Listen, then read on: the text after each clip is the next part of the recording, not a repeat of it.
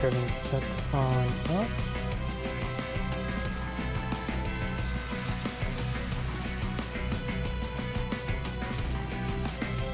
Inside the rumble is going.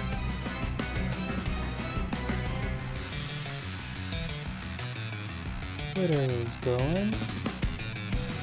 Skip is going. Twitch is going.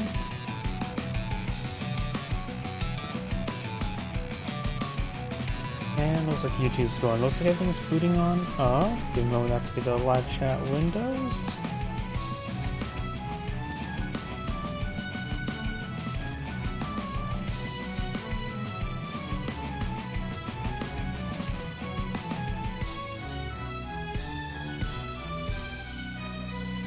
And that's all good now. Give me a moment to check my other computer.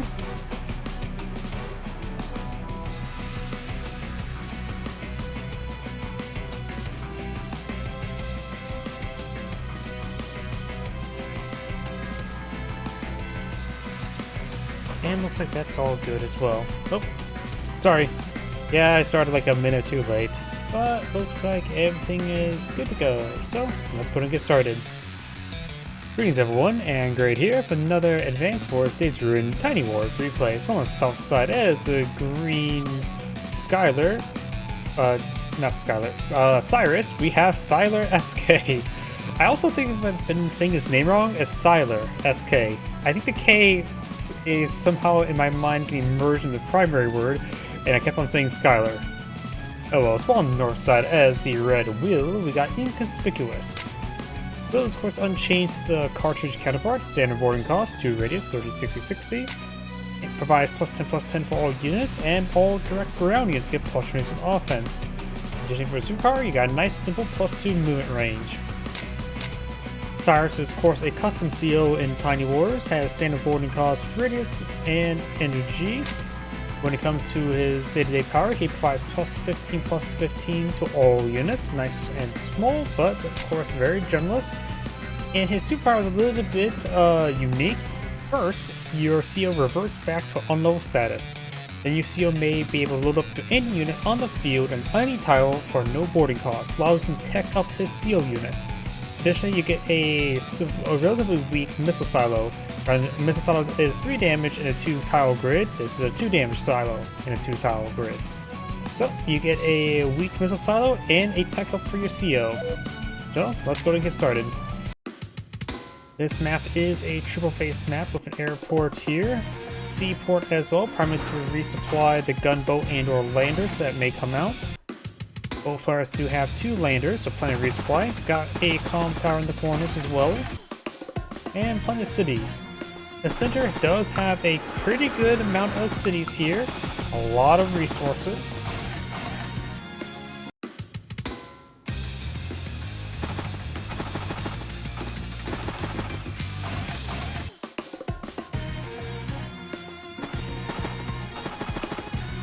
There's also some temporary seaports, so great if you could potentially spawn out some battleships there in an unweighted status. At least Tiny Wars great fuel.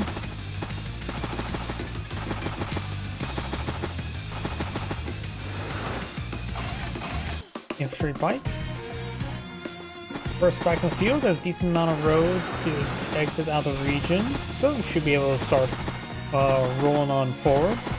Gunboat pushes some units there. Got another bike and infantry unit there.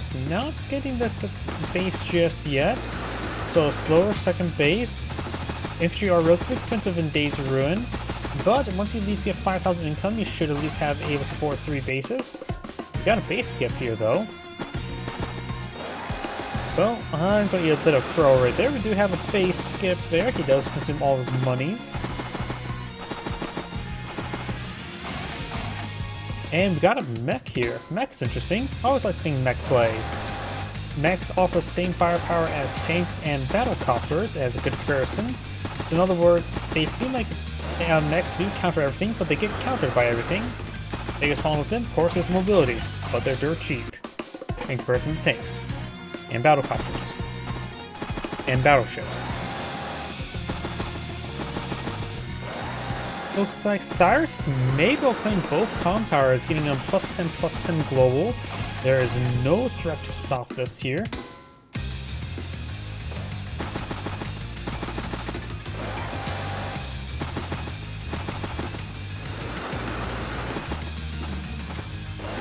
Of course, likely Will have better income since Cyrus is going straight for this comm tower. 12,000 income versus 9,000. Actually, no, he's going to do just fine income. Gets to the comm tower, now at 14,000 income. Throws a mech inside the gunboat.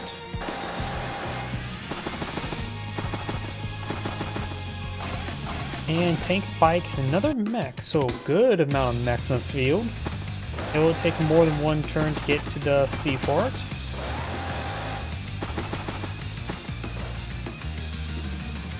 And this Will does load up his CO unit into a tank.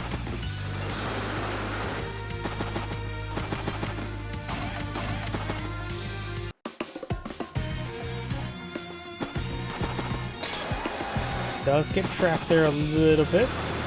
Nothing too significant. CO's the command of the tank now.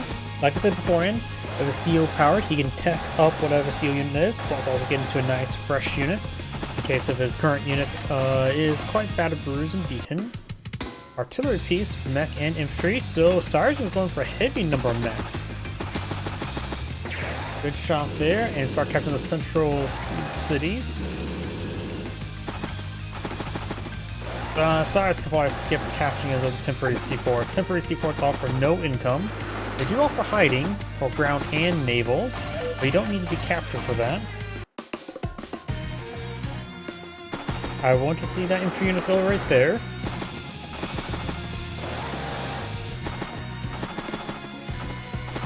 Cyrus now has both comm towers. Yeah, let's go and skip the temporary seaport.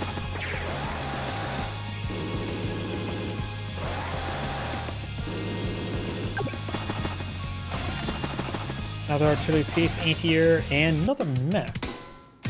And Will has gone for his own mech over here. And looks like Will is going to be trying to capture the comm tower. I think he should interrupt it. You can interrupt it with the bike, let the infantry unit capture the city. Won't be able to join capture of the bike. Picks off that unit there.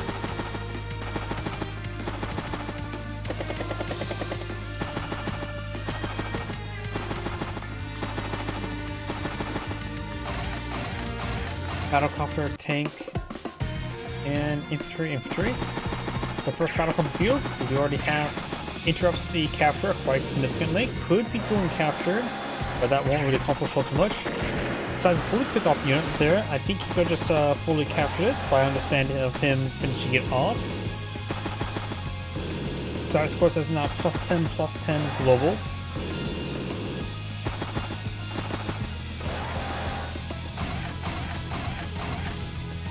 Got a mech inside the forest here. That's pretty nice for Cyrus. Does get trapped there. Battlecopter heading down south for the winter. Good shots there. Gets a good shot there as well. Not starting to capture the comm tower. Got multiple battlecopters not being pulled by Will.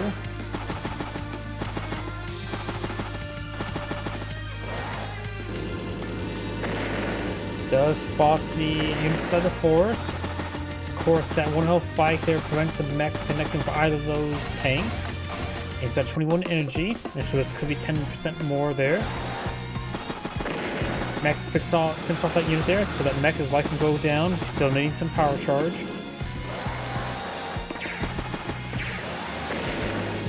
Because these sectors being captured on up. Cyrus, okay, does stay in range or radius there to get the power charge. Cyrus right now is at 12 energy, getting 7 here and 5 right there. Got a dust. What? Duster, mech. What is this? This is the biggest mech spam I've ever seen in Days of Ruin. Like, I've seen one base building mechs constantly, but I've never seen triple mech in one turn, honestly. There are mechs everywhere now. He needs to get another gunboat and a lander. In fact, he has not even captured the seaport yet. Gunboat's getting pretty low in fuel. He needs to capture this soon. I don't know if he can make a trip here and back.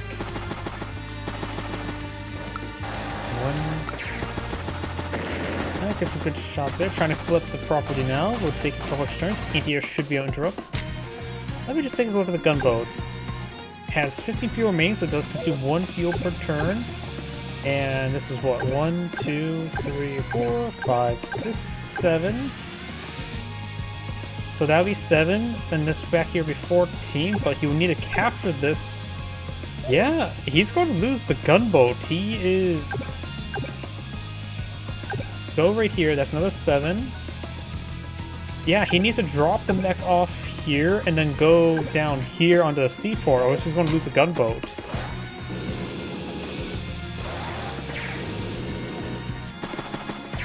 But even then, he moves 7, he'll have only 6. Then, yeah, he has 15 fuel. I think he's going to lose the gunboat.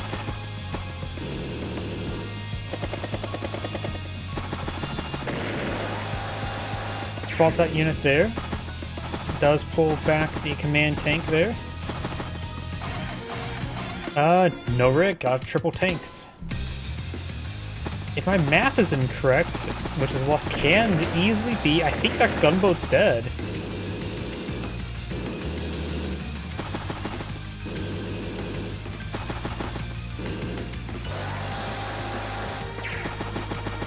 Does take out the mech there. A little bit of a join there. Though maybe best to have 1 health infantry unit in front of it, just as a bit of a meat shield. Battlecraft pushing multiple flanks. Right now we got 26 units versus 28 units, about 106 and 117, so Cyrus has a slight advantage. Both players have 25,000 income. Tank, medium tank, mech.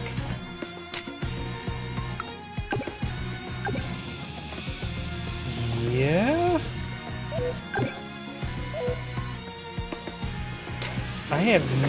He has to move this gunboat there and then get a rig to resupply the following turn.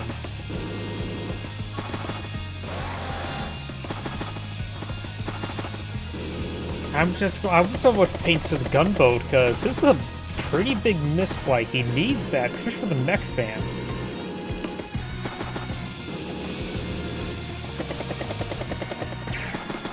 Getting the rig out in the field wouldn't be half bad with all the mechs, as you mentioned earlier. Battlecopter mech, medium tank. Oh, he left it. He did not move it last turn. But the thing is, well, he will consume 1 fuel, and he will still not be able to reach port.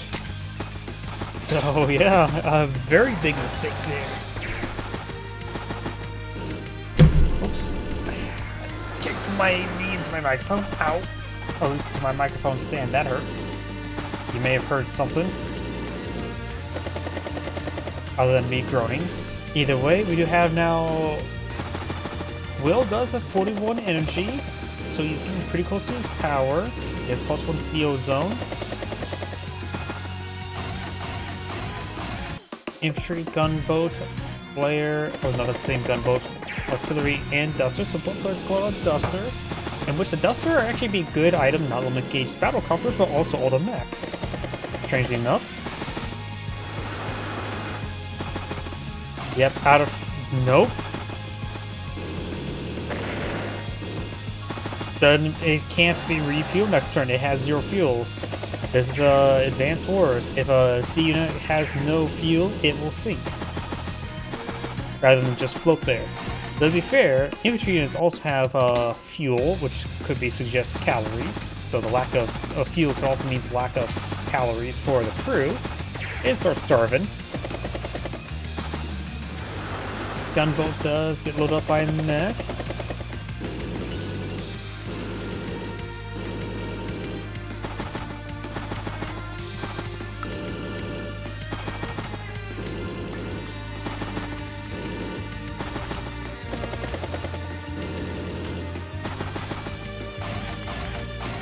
Mech, medium tank, anti-air.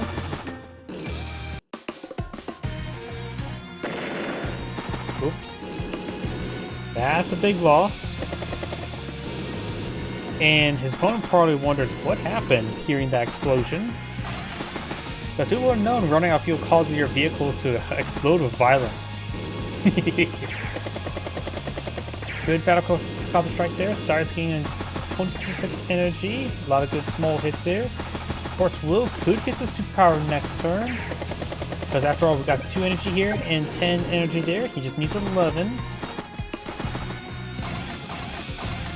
Though, don't know if he does anything to get enough damage on that battlecopter. Because this will be... Yeah, looks like he won't get it unless he puts machine gun rounds from another tile there. Oh wait, the artillery's in range. Yeah, he will get it. Will he pop a superpower? Superpower activated, giving him a +2 movement range globally. Infantry does do a nice recon pass. Battlecopter strikes. Mechs able to sprint their way forward. Tank as well. Wow, I guess Will did the mech play better than Cyrus. Because his superpower is charged and ready to go.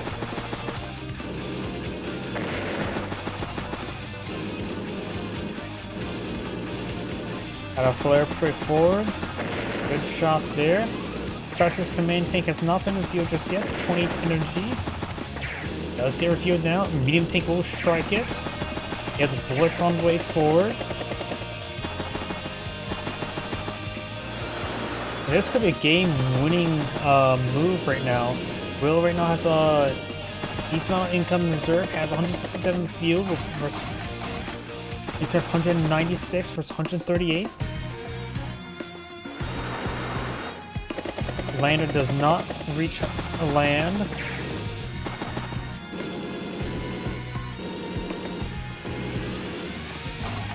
Lots of artillery now being pulled in the field after the mechs. Brings back the command tank. Good strike there on that battlecopter. Has 47 NG. Probably won't get too much more. But the ATR can range one of these aircraft. Another lander. It's going for double lander. Battlecopter infantry mech. ATR gets a bit of power charge there. 54 NG. Good chance you can deploy out next turn.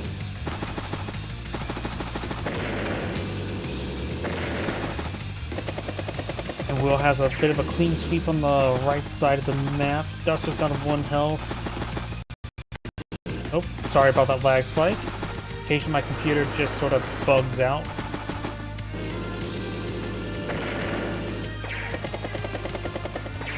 Lots of good hits there. Will's getting up to 24, 27 energy. Already has +1 CO zone, allow him to get more strikes on in. Takes the battlecopter with a medium tank. Machine guns it down. Do have a rocket up there. He's already at 42 energy. He's starting to steamroll with change multiple superpowers. War tank, mech tank. At this point in time, probably get a lander out for the war tank and maybe a rocket. Oh, they got the missile strike there. Oh man, that's sort of funny. It just popped out there. Got also a mech inside that AP rig. Does get spotted there. Gets his own unit picked off there. Don't think I saw his CO unit reloaded somewhere.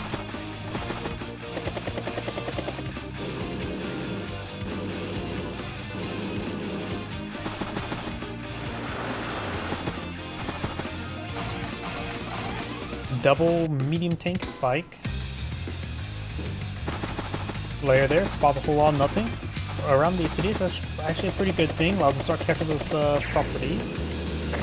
Will has 50 energy, and there's plenty of energy nearby to get out of no superpower. Of course, he just moves command tank there, so no superpower this turn.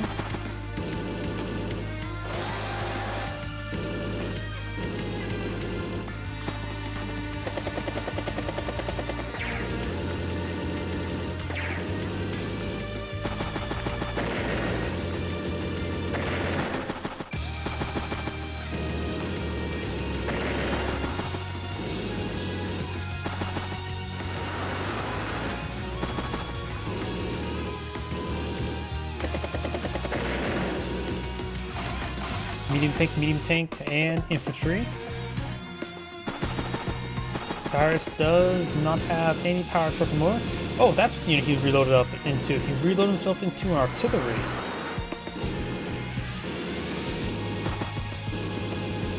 Medium tank destroys the meteorite, and somehow I thought they would destroy this nearby plasma. Guess not, only if there's 2 meteors in between, I guess.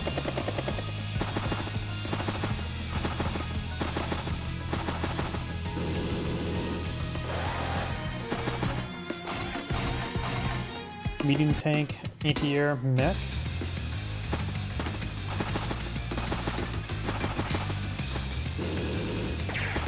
Good strike there. Will does his superpower, but Will looks like it's not going for it.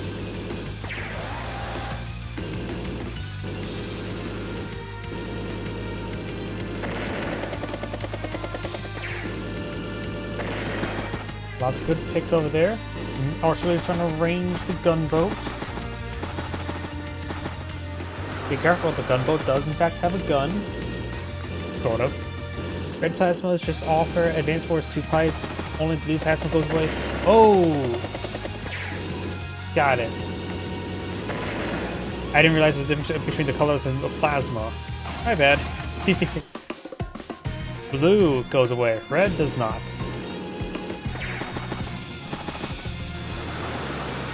Oh, and of course it's called super plasma rather than regular plasma. Sorry about that. I may have overlooked that aspect.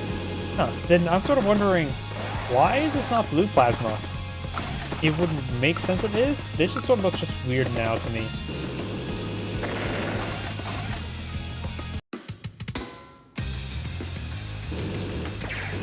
And again, of course, like I said before, it's basically the red plasma is effectively the pipes. The meteorites, the pipe seed. It just doesn't look right. If Tiny Wars ever to import some tiles from previous games, perhaps the pipe and pipe seam would be a good idea. It is a little bit cleaner than meteorite next to plasma. Because after all, honestly, the plasma on the ground makes no sense, even for advanced wars. Like, how on earth is a plasma just lay on the ground there forever? Part of it makes sense. Plasma, not so much.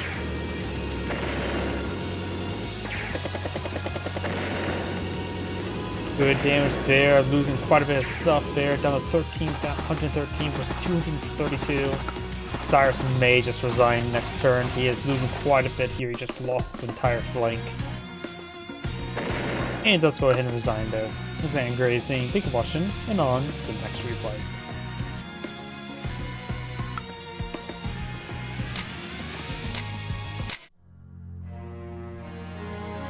And trying to bring up the next game.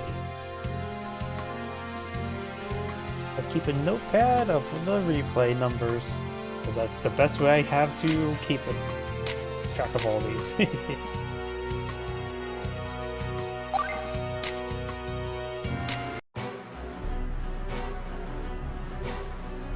Greetings everyone, and Gray here for another Advanced Wars Days of Ruin Tiny Wars replay. So on bottom left side as the red Tasha, we got Dark. So on top right side as Black Beast, we got Chan Show. Still don't know how to properly pronounce that. Tasha's course buff from the cartridge counterpart does have standard boarding cost, only one raise, 30-60-60, standard energy there. All units get the standard +10/+10. Air units get +40 additional +40% offense, +20% defense. And if they start their move within the zone, they will get +2 movement range. And of course, when it comes to global effects for the superpower, it does provide all of your air units +4 movement range, making it allowed for a deep strike and deep surgical strikes and annihilate everything. Beast is technically a custom CO in Tiny Wars. Standard boarding cost, standard radius, standard energy, and standard max energy. All units get +10, the standard +10/+10. All specialty units, which are infantry, mechs, bikes, recons, and flares, get additional 20% offense. And if any of those units end their turn on top of one of your opponent's city, you get to seal that opponent's income immediately and denies them from getting that income the following turn. So, end turn on a city, regardless of what the capture state is, your opponent will not get income next turn, and you'll get the 1,000 funds immediately. The beast has both a power and superpower, both cost 60 energy. They just effectively provide slightly different bonuses. Of course, the +10/+10 global, you get all special units get +20% offense. Additionally, all special units get +2 movement range and +2 vision and sees through hiding space, so the limit effect. The rating becomes global as well. Superpower is, of course, you get the +10/+10 global, +20% offense for specialty units global, and what makes the superpower is you get triple income on any property and prevents that property providing income for the next 3 turns. So if you end turn on your own property, you get that income paid forward, very nice. and you turn on a neutral property, you get 3,000 income. And so in case it ever gets flipped, nobody gets income until 3 turns later. Or you end your turn on your opponent's property, get 3,000 income immediately, and prevent your opponent from collecting up income on that property for the next 3 turns.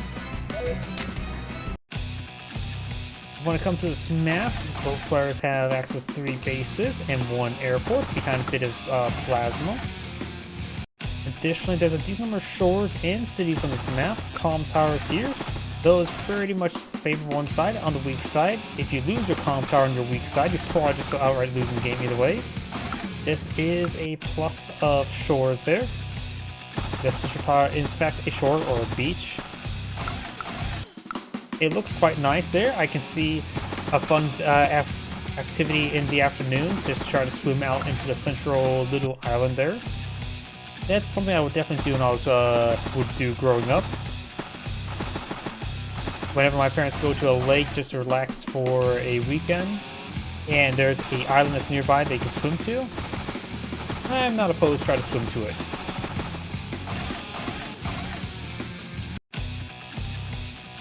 Good amount of infantry there, some bikes now being pulled on the field.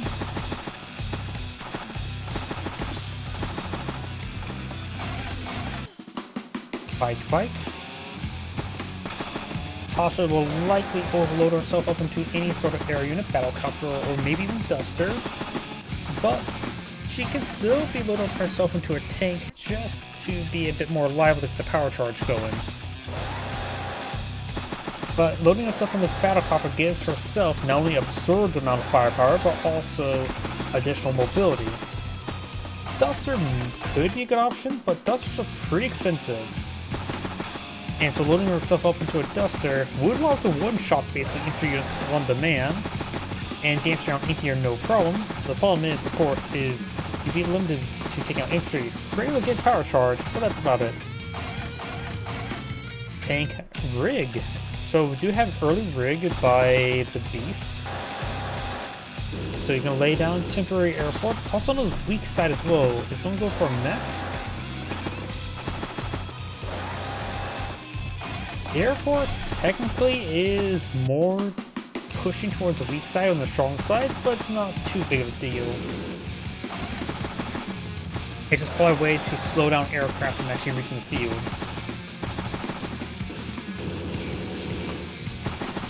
Beast now load himself into a tank. It's not a bad idea to load himself into a recon. Flares are actually not a half bad item, since flares are disturbingly powerful versus infantry, and also versus other targets. But of course, it is not a fog war game, but strangely enough, flares do have a purpose in non-fog war games of actually having a pretty good machine gun for its price. And of course, if you're ever fighting against Penny, it's also a good idea to get one of those ready just in case rain shows up. Mr. Bear can be a little bit sadistic on those games. I swear, rain is one of the worst things you can fight against when fighting against Penny on a non-fog of war map, since you don't have any flares ready to go. Got battlecopter, bike, mech, and infantry, of course. Tasha's not captured up her airport just yet.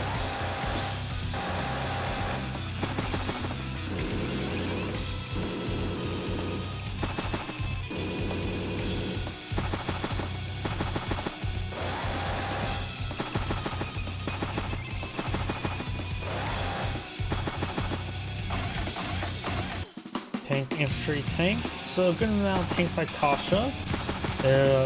Beast is lacking tanks. Redeploys over here to a bit of block in that tank. You have him surrounded, at least from this side. That tank is out of range. The thing is, well, this tank could stay in the region and fight, let this tank push forward, provide some cover. Then the Beast will have to deal with 2 tanks. That's probably something I would do. Be aggressive with this tank, have this tank come in reserve, and if this tank is attacked, you bring this tank to defend. If you push, if this tank is attacked, you can bring this tank to take revenge. Tasha, of course, has not loaded herself up into any unit. We may see a unit being floated from the airport probably next turn.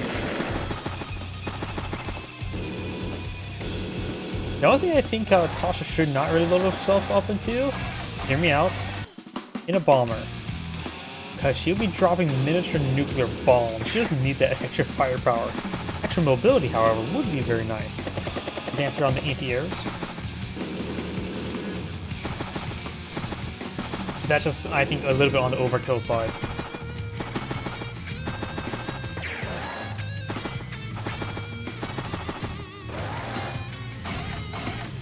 Tank, infantry.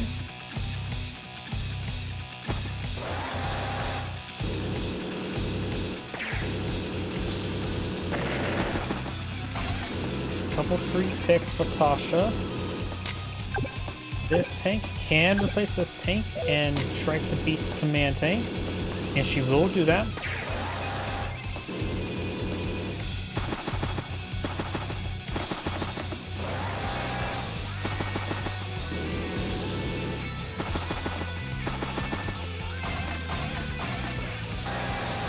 Anti-air infantry. She's deploying out anti-airs on both sides of the map. Battlecraft deploying the field as well. She's likely to be COing it.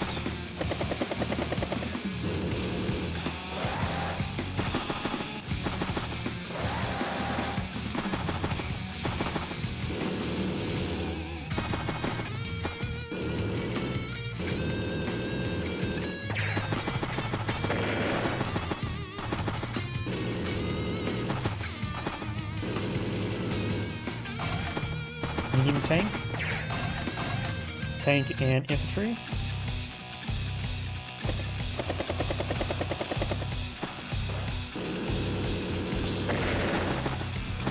So picking out some outlying units there. She is out of range of that tank as well. Forest and Wasteland is not as good on treads.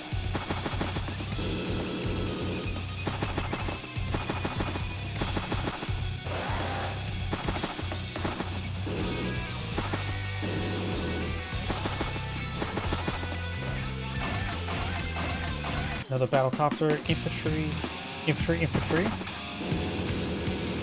Guys, see the raid effect there? She did. The Beast did steal 1,000 and come there. Very nice.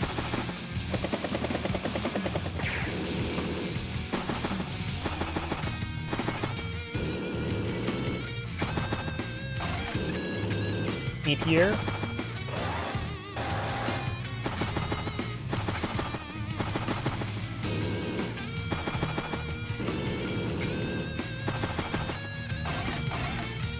Tank, another rig. No tinker reinforcement deployed in the field just yet. Good first strike there. Really relying on the extra defense stars there from the forest. Strikes the mech there. Strikes the infantry unit there. Command copter pushing up from the north. Do have anti-air way back here.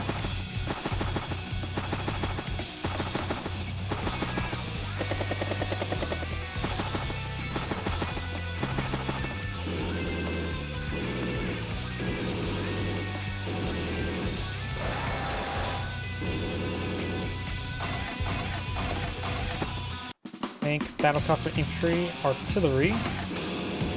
Another battlecopter by the Beast. It's a good pick there. A lot of good tank strikes here. Medium tank now advancing. Tasha's lacking some stuff to counter out the medium tank at the moment. But her battlecopter is somewhat in range, I believe. I believe just cleaning out one of those units there will get her in range.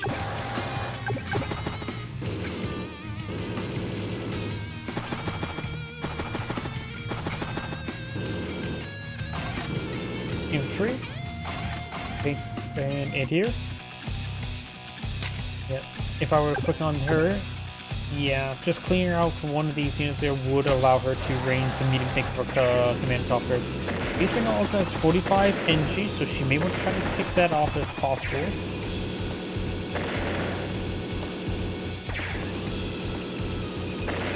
Lots of good picks there. Artillery in range, battlecopter as well. Anti-air is going to be awarded with the battlecopter. Tasha's bringing a good number of battlecopters in the field.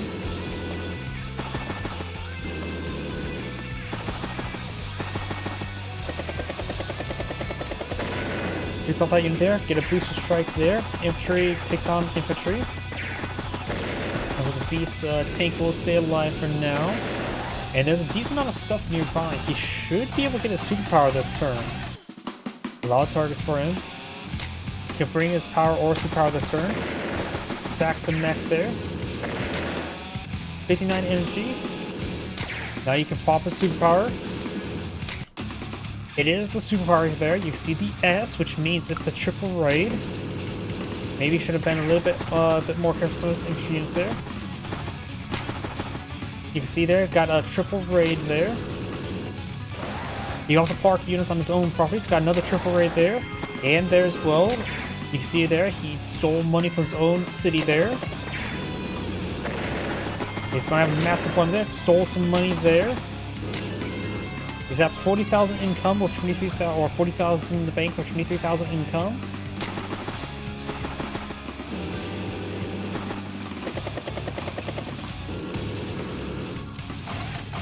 Tank, mech, bomber. Ain't here. So Tasha Mini gal a duster. Tasha's gonna be missing some income for a bit of amount of time over here as well. Okay, so a good number of those units there. Artillery not getting struck.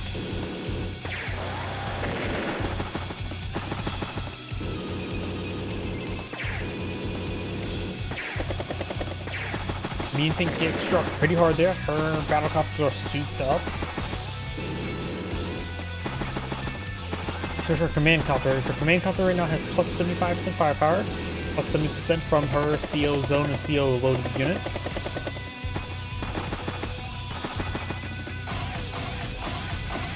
Battlecopter, infantry, tank, and bike. No duster in the build queue just yet. I think she should have gone for a duster last turn.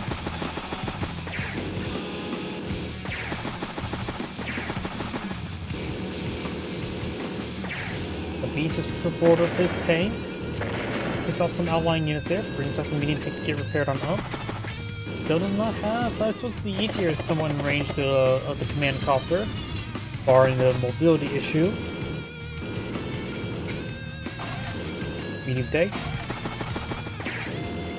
E-tier. Good strike there. Another mech.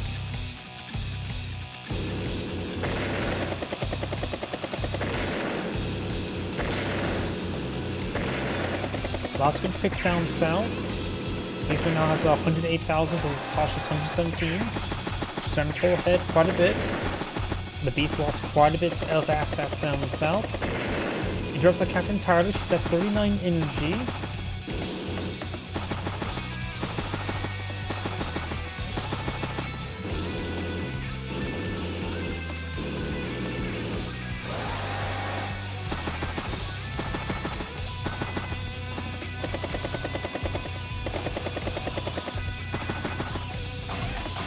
Here, battlecopter, infantry.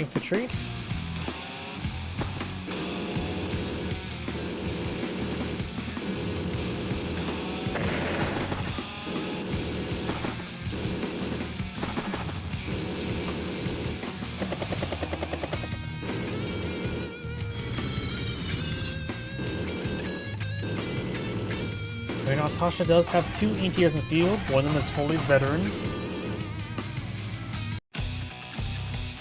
And that's sort of a problem. I think she's lacking proper anti-air. Does get one of the anti-airs there. Got another battlecopter by the beast.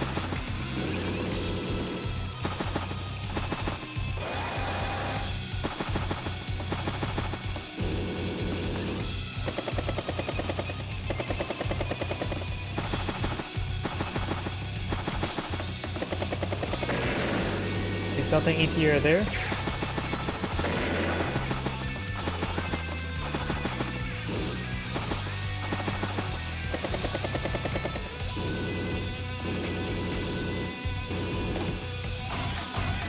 Duster, infantry, anti-air, so good.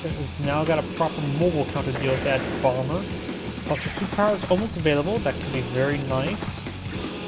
Anti-air can't range anything there, so just force to fall back. Bomber strikes a 4 infantry unit there, not a great target for it. Anti-air must be out of range. Yep, it is just simply out of range. So the bomber has a bit more free reign down south.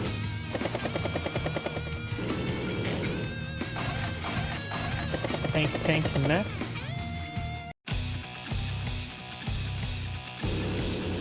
Anti-air strikes the bike. It strikes anti-air there. Tank gets picked off. Infantry mech gets hit there. With 2 anti-airs nearby, it's going to be hard for the beast to keep that stuff alive. The beast right now has 20 energy on the seal zone. And now the bomber is not fully surrounded, just surrounded from the side. Also, he could try striking the veteran anti-air. 2 ammo remaining. Don't think it's a way for him to just bleed off the ammo and then focus on the other one, the bomber. Could be possible.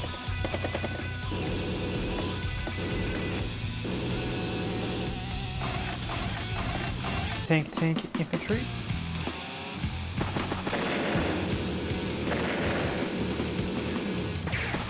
Strike the battle club there. The beast's at 30 energy right now. Picks off that tank there.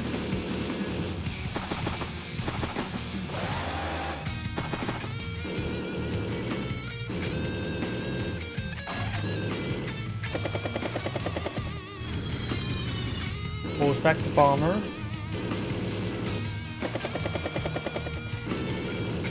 Maybe not pull back the bomber far enough. 1, 2, 3, 4, 5. Yeah, maybe pull it back far enough.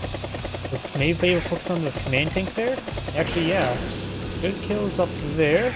A lot of good kills there. She has her superpower now, but won't be able to pull it this turn. But this command tank may go down here. There's 30 energy. Maybe not. I mean, if the anti-air nearby as well. No. Needs one of these anti-airs to strike the bomber. Yep. The battle copter was able to range it. Now the veteran anti-air can strike the bomber. Nice little merge there. Takes the anti-air there. Trying to flip the property now. Takes the tank there. Anti-air gets good strike there on the bomber.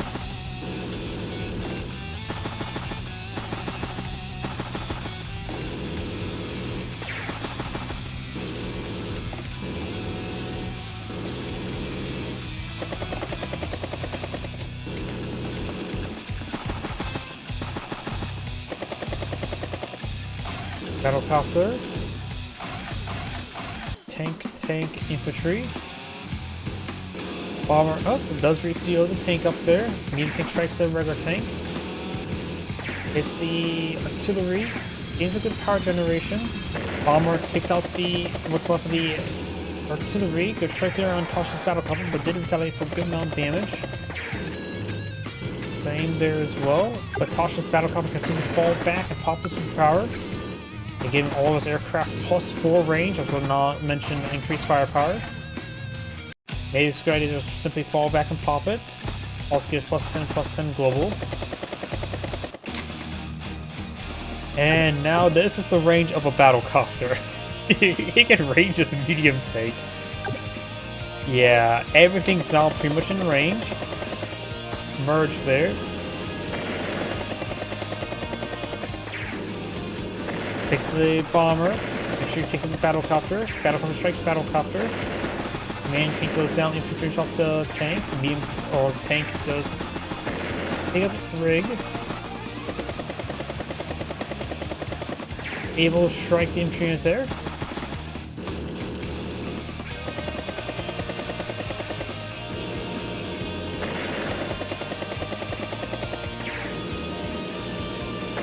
Another tank goes down.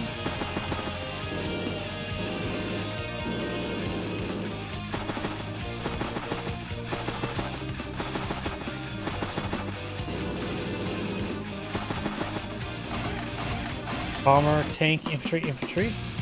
The beast is now down 75,000. Tasha and the beast has resigned. This anger is saying, thank you for watching, and on to the next replay.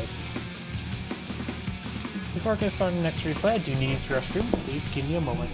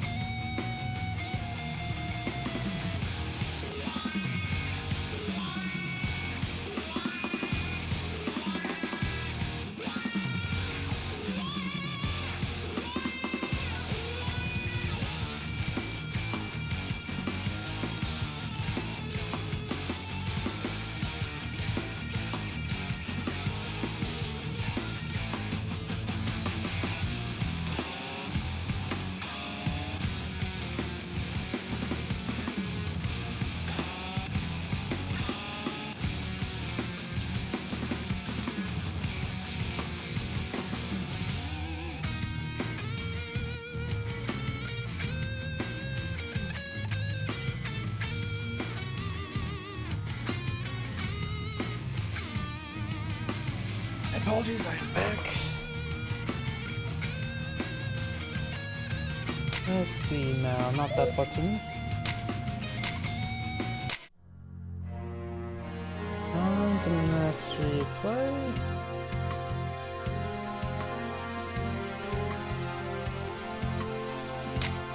Oops.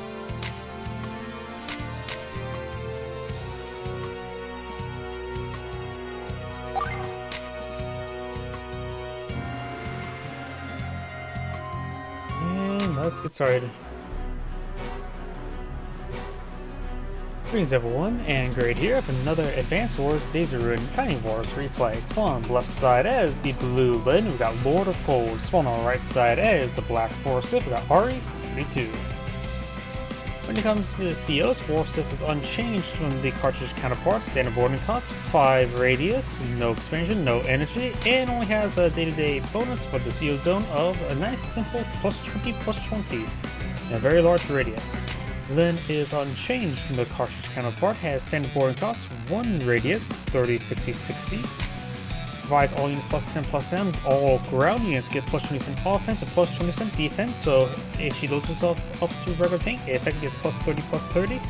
Plus the CO zone's CO loaded units is additional plus 20, making her a regular tank, provided to have in total plus 50.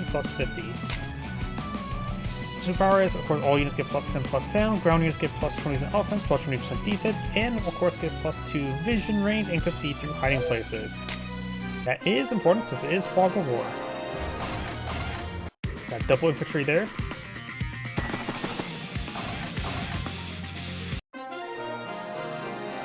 Now I don't really cast too many Lyn or Forsyth games, so this should be pretty fun. My apologies for my drink to open up.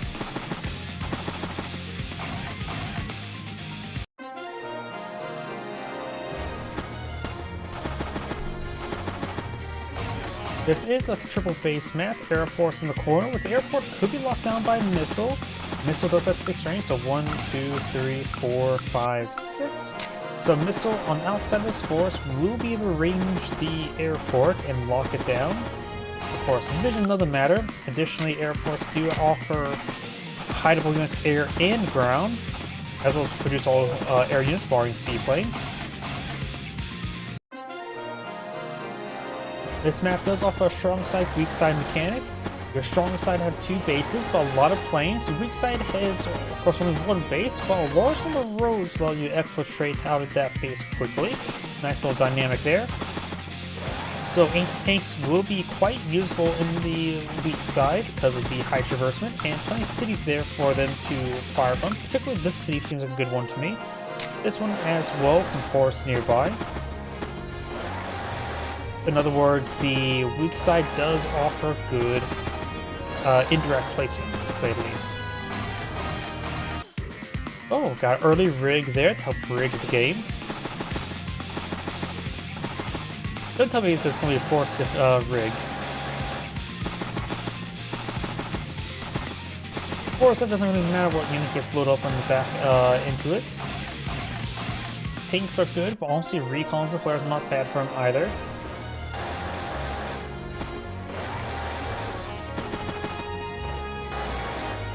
And deploying a temporary airport in somewhere on the map wouldn't be half bad. After all, the airport is over there on the weak side. It's quite predictable where you should get anti-airs out on the field. And temporary airport can help them resupply outside the predictable lane. But that rig is ready to load up that mech that got freshly put on the field. So we got double mech there. Good amount of mountains there for the mechs to fire from. And plenty of forest nearby for them to launch ambush and become bushes.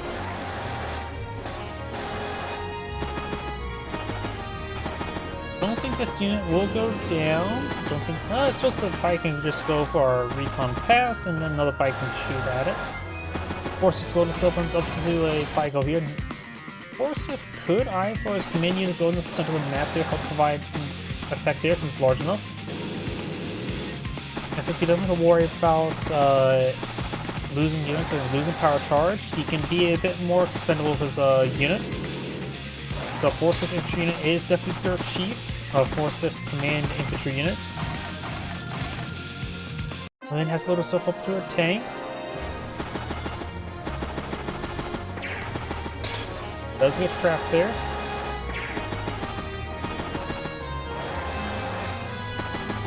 So I'm saying this Forsyth could load himself up into the unit on the south side if he needs help with defense. But he is right now grouping up a good amount of infantry in the map. We do have our artillery piece right here, not in range of everything. Good eye for this force here. Good shots there. Lynn has 5 energy now. Takes the bike there from the mounted side, and does push forward the artillery piece, not into the forest, just next to the forest, so it can be spotted.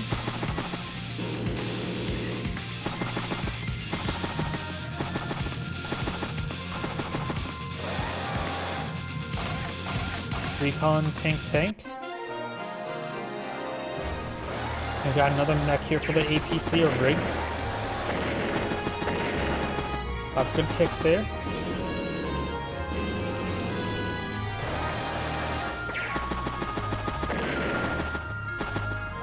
In range artillery piece. The artillery piece is not revealed at the moment, so we'll be able to either strike this bike or the infantry unit there. Bike has less health, but this should be a pretty nice artillery piece, plus 35% firepower in total. Both sides of the comm tower. Takes the bike there, more valuable target. But always slight since there's also a wounded bike. But now infantry unit there can go on top of that city and fire away. Pulls back up, does pull, rotate around. Now there's a line or opportunity to go straight for the artillery there. That's maybe not a good idea. Of course, none of those units are currently spotted there. Forsyth does has his command bike there. Nice recon passer, spots the command tank. Artillery going to that city there. Decides to go for the artillery.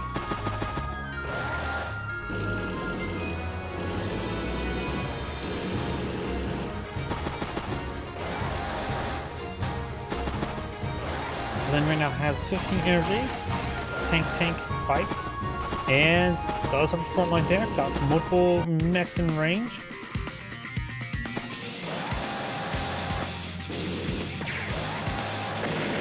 $23 energy. There's a lot of energy in front of her. And she's going to get a good amount of energy now.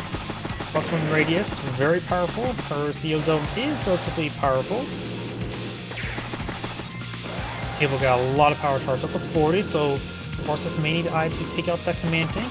Multiple tanks in range of the artillery down south. Does keep that one bike at 1 HP, so this tank is going to have to probably replace the bike emplacement. Let's see now. Bike forward, interrupts capture, strikes bike. Try to finish off that unit there. Does capture this property. Right now, got 24. Battle cover is good strike there. Anti-air in range, however. Remember as well, you can always count tiles, see what's the chance of a possibility of move of an anti-air moving forward. This could be the end spot for anti-air, which could then 1, 2, 3, 4, 5, 6. So the battle cover would be out of range there. So him moving short for this anti-air will catch his opponent off guard. Very nice. Eye comes in a nice little recon pass there. And looks like Forsyth's unable to range this tank there, so Lynn could pop her superpower next turn. But won't accomplish all too much. Got a lot of her tanks in the center are quite wounded. Her other tanks are all back here. End turn for 75,000, or end turn for 104, start turn for 75, so they're pretty even at the moment. Got 24,000 income for both players. Oh. I don't really pay attention to the Discord all too much, honestly. Honestly, I don't have really time to really peruse many of the Discords. I tried to do a quick scan on Discords, but that's about it. Since I do cast so many games. On paper, this game looks like a pretty good game, and so far it is shaping up to be a pretty good game. It's an explosive one. Artillery gets a good strike there. Mech strikes the artillery there. A lot of attacks the mech's able to connect with. I always love to see mechs actually being used. Finish off the command tank there, was fully charged. Managed to get the artillery there with 1 health. Rig here can fall back to pick up another mech.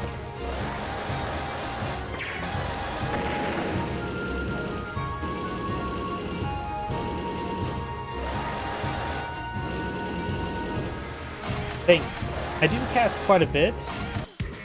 Basically how I cast so many, because I set aside about 2 hours per day for casting, and able to just start pumping them out. I can do more, but the problem is sometimes doing too much is a bit of a problem as well. Because I have to make sure to pace myself, get myself some free time to relax as well. I mostly just go through the replays, just scan through them, try to find, right now, at least 12 games with at least 20 turns, and if they're above 1200, I'll just simply add in the list. I don't try to follow individuals, I just try to find good games. Of course, if somebody wants me to cast a game, I'm more than willing to cast it. If it's a bad game, I will be more willing to rag on it. Got a medium tank pushing forward, another mech advancing. I love seeing mech play. Mech play is just difficult, because they're slow. Tank, tank, tank. Triple tanks, no tanks. As a pundit, it can never really get fit in. No tanks, no tanks. Battlecopter, tank, tank. Multiple battlecopters up here, so Forsyth needs to get out and here right there. I also do avoid mirror matchups. I don't like doing mirror matchups because it's like, oh, how when one player can just play ever so slightly better. That sort of aspect. Non-mirror matchups offer a little bit more asymmetry and more fun games. Medium tank, tank, and bike. A little bit of merge there. Battlecopter strikes the tank there. Finish off Lynn's command tank there. Very nice. Forsyth's command bike is still alive.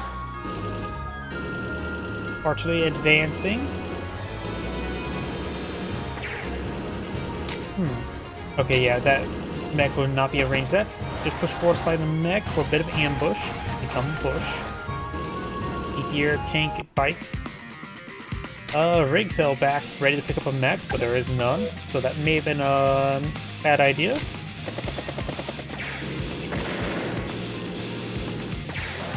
Forsyth's command bike will go down. Quad reseal the tank there. Maybe the battlecopter. Maybe not battlecopter. Bike there's also still a good option because it's a Forsyth.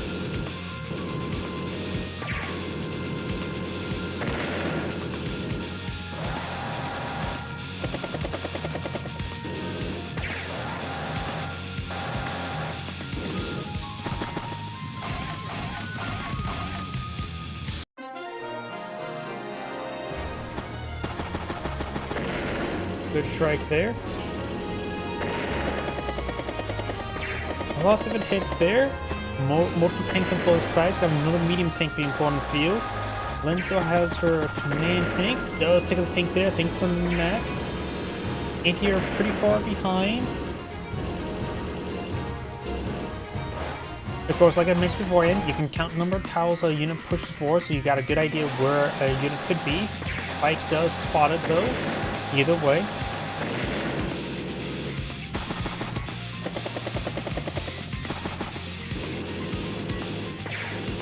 Good strikes there. Takes out that tank there. Medium tank has to have a lot of work in front of it. Good strike Lynn's command tank. Battlecopter sweeping on in. Good damage. Good flank up there. One of these battlecopters will go down next turn. Knowing went into range the anti-air. Forsyth starts the turn with 96, and Lynn ends the turn with 108. So Forsyth starting to fall behind, but nice little pick there, evens it out.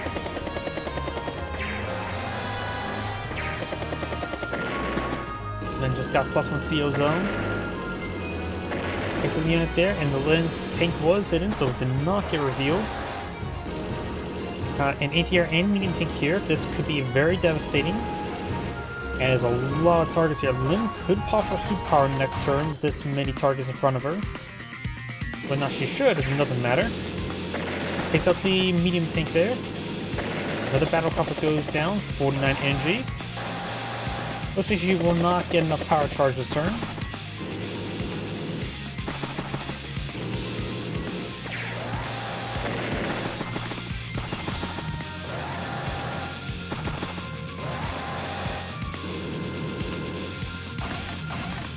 Battlecopter, tank, bike.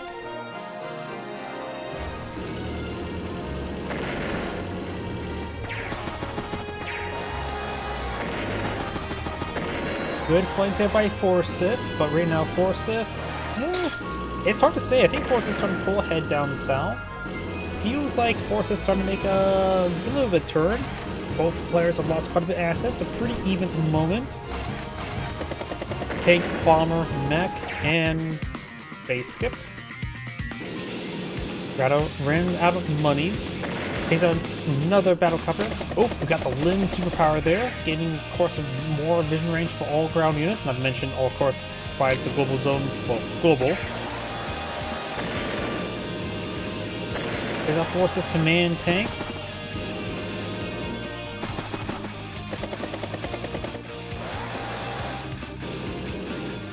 Good hits there.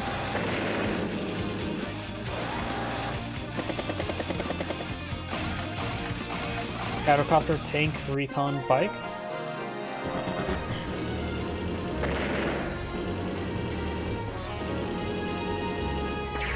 Good strike there.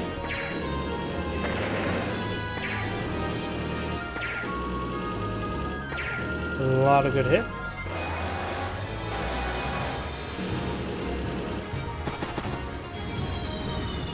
Bomber advancing. Push towards another mech, but not in any sort of hiding. But in a good position to fire around from the top of the mountainside. Lynn's tank here has taken quite a bit of damage. Forsyth has a good number of regular tanks there, slowly being picked on off. Does interrupt the capture. The bomber is... That bomber should be revealed after a 1, 2, 3, so that should be in vision range of this tank. Yep. So that bomber is revealed. And Lynn right now only has a 5 health anti-air, soon to be 7 health. Another anti-air tank. Lynn's in turns 114. Forsyth starts turning from 93, so Forsyth starting to fall behind. Bombs away, and there goes Lynn's tank there.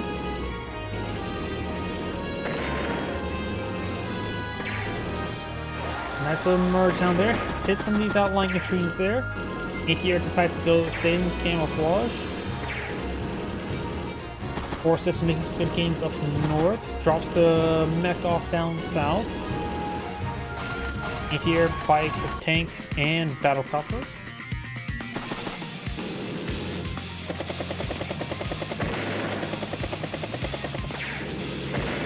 Some of those units are hard to go on down.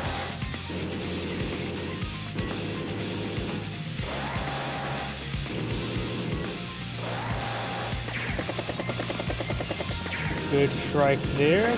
This tank does go down, the Forsyth tank, but we could see another Forsyth tank right there, and very likely will be deployed there. Lynn's making some great progress in the middle, 15 injury right now. 108 versus 84 starting, so Lynn's starting to slowly advance way forward. Mech gets a good strike there on the anti-air, giving more breathing room for the bomber. This anti-air is in range, but it's best for the bomber not to strike it, because it's got another anti-air here. Of course, this is our cast division. Does strike there, so we're going to see perhaps a couple wounded anti-airs go charging at the bomber. Does CO the tank there.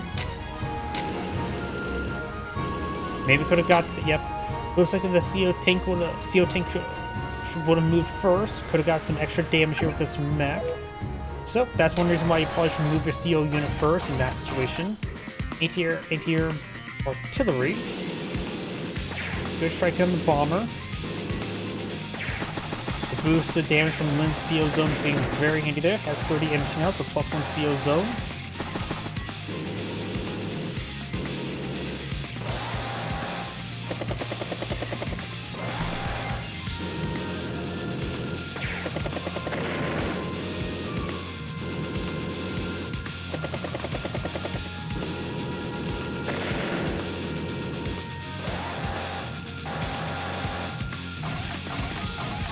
Tank, tank, tank.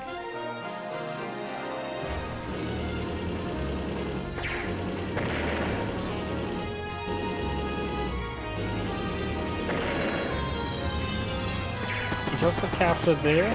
Put some machine gun rounds in the battle copter.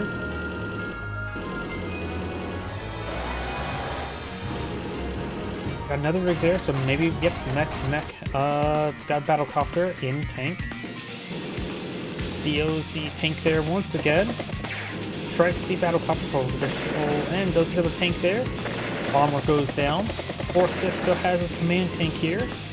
Here can take out the battle copter. Of course, that battle copter is pretty low in health and ammo, so it's done some good work. Here over here. Forsyth is starting to fall pretty far behind now. Artillery, bike, and tank. Forsyth's turn. Lynn's insert for 125. Forsyth's at 82. Couple good picks there. Strikes Lynn's command tank there. It's an 8 here as well, so this battle copter could be hit by multiple 8 here, but there'll be wounded 8 here. Tank, mech, battle copter. Yeah, I think Forsyth may need to hold off on the 8 here productions. Takes out the command tank there, joins the tank there, hits the 8 here, or hits the battle copter again. All the wounded 8 here have been slowly just picking off all the Forsyth battle copters, doing quite well with them. Forsyth did have a bit of recovery last turn, slowly making some ground, but still feels like Lynn's in a very good position. This artillery may need to get onto the city or the forest. Kicks off down south. Hits the mech there at the recon. Yeah, no, enough. Take that back. Forsyth is falling pretty even farther behind now. Takes the battle copter there. Takes up the recon. Infantry hits the bike. And mech's just going across the mountainside.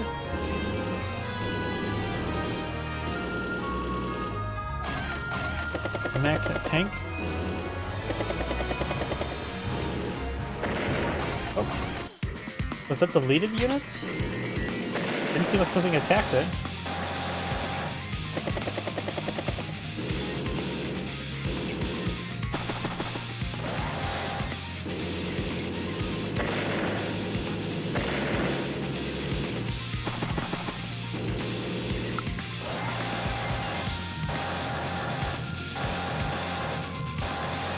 Got double flip here. Right now, 28,000 versus 21,000. That's one big thing that's going in favor of Lynn. And there's more properties, and that lead is going to continue. Bike, tank, and battle copter. Forsyth loads up another tank. Lots of good strikes there. Does get trapped there, which is a bit of a problem. Battle copter could have scouted out.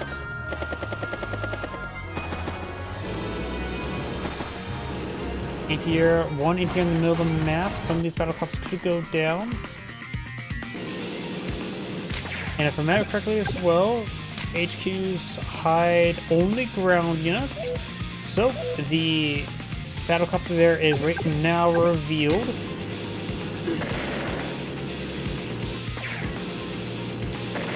Ah, that's what happened. I was not paying close enough attention to that. Good catch. Lynn does have her superpower available.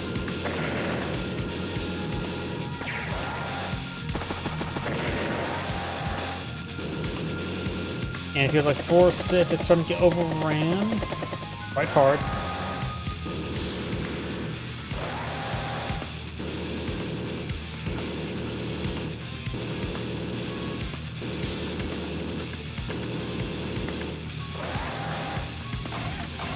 Battlecopter, bike, tank. Answer for 145 is 80. Does see the battlecopter on top of the HQ. Does have vision to anti-air there. A lot of good picks there. Nothing to range the anti-air there. Tank, and mech.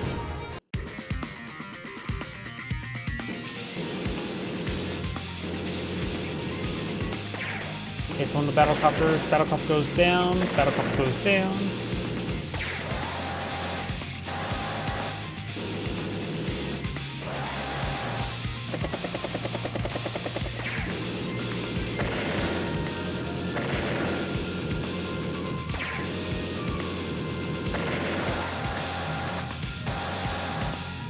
Recons actually almost out of fuel. That's somewhat surprising.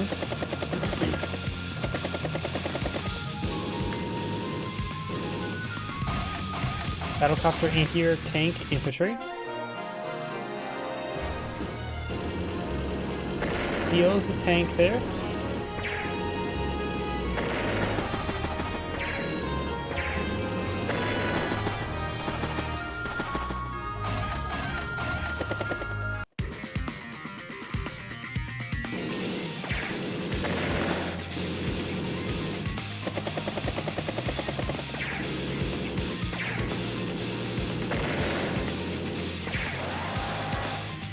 Here managed to barely stay alive.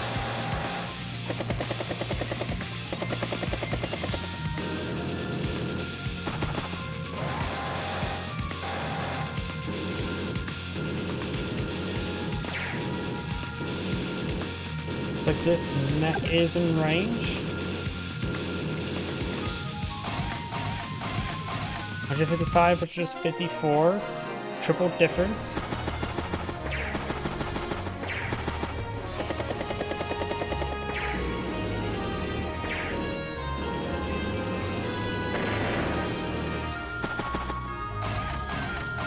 Artillery, tank, mech.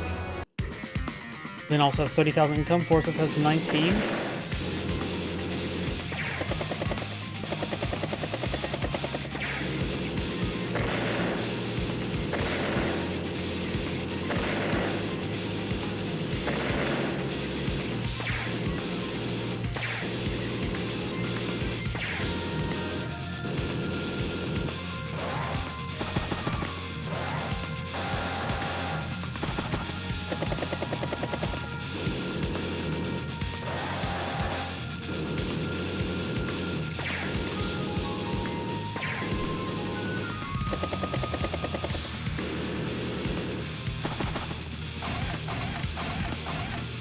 Tank, recon, battlecopter.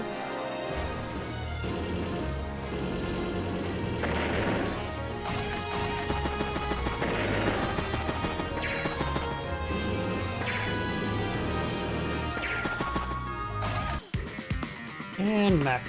There's nothing much more for me to say at this point in time. The game is ultimately over. Sacks the battlecopter there, takes out that tank.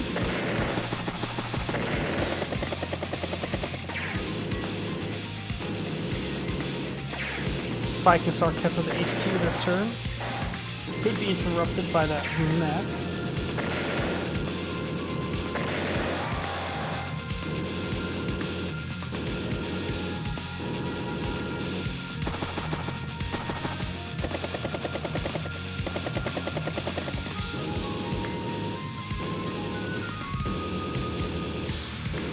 Mech can still interrupt the capture because Mech can just sprint across the mountains somehow. Because he knows what lug day is. Interrupts it there. Mech gets good strike there, as well as there. Tank, anti-tank.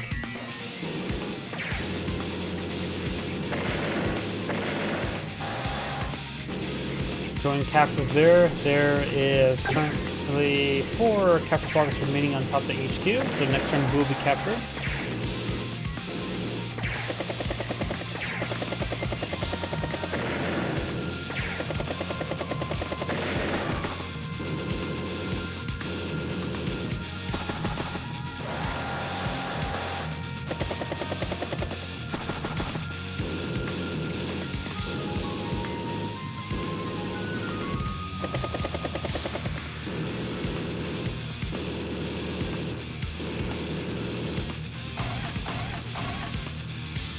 And this is like going to be the last turn for Forsyth. It was a very short turn. and capture and ends the game. This Android saying thank you for watching, and on to the next replay. Yeah, to be fair, the mech able to carry all that heavy equipment and sprint across mountains and somehow across rivers? What's harder, sprint across a river or sprint across a mountain?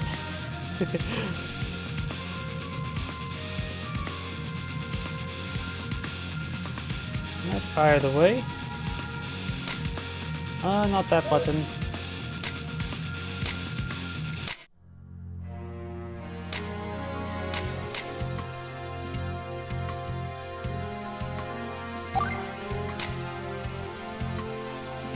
Is this the same one? Nope, that's a different replay.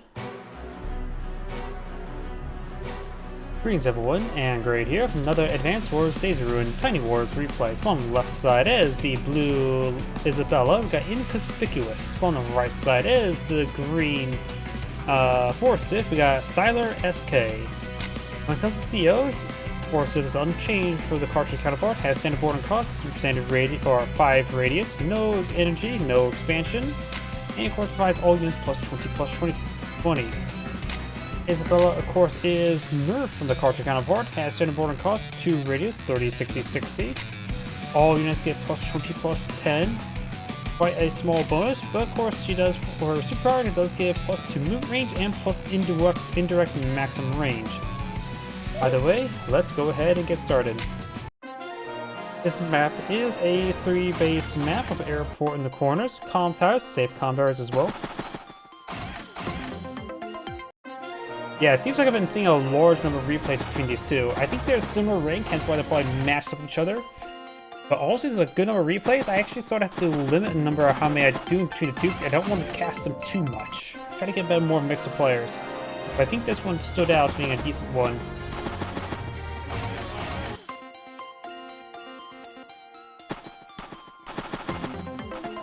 And honestly, Siler SK has also been playing quite a bit of Hawk.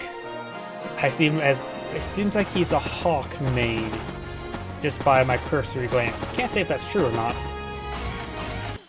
Double bike there.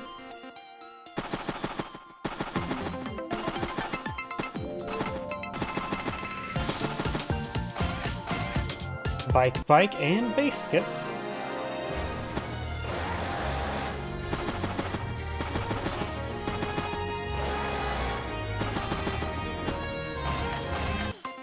Yeah, him, and of course his previous name, he just doesn't surrender, which is always a bit of a problem. That's one reason I tried to be a bit picky with replays with him, because if I have a feeling that's going to be a game where he just doesn't surrender, I just don't cast it.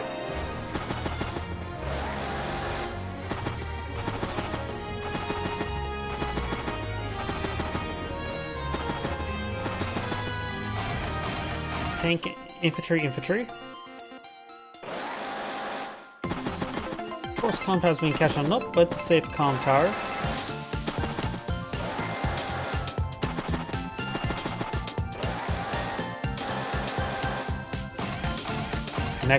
Mech. Triple mechs. I always love seeing mech play. Let's see how well it goes. Tanks pushing up north. Another tank there. So it's surprising to see a Forsyth tank, but then again, you don't have to go immediately for your Forsyth for your first tank. You can always eye for, say, this HQ point there, and Isabella's trying to make a power play here. If Isabella captures the bike first, then she will not be able to stop this infantry unit bike. If she runs into the bike first, then she has an opportunity to interrupt the capture. So looks like she's going to go greedy, go for double comm tower. Mech's also a little bit too slow to really go along with that. Let's get trapped there, and looks like Isabel will have 2 comm towers for her time frame. Lots of captures there. Units are not screaming forward to help protect the comm tower, so possibly it could have been a missed power play. Going around and capture these properties.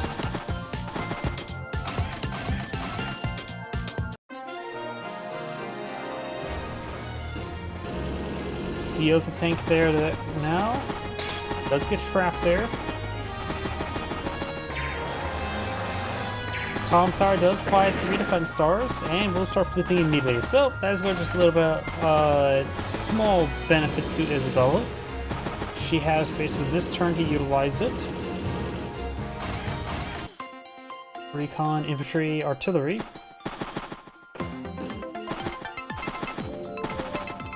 And looks like Isabella's managed to capture some property in the middle.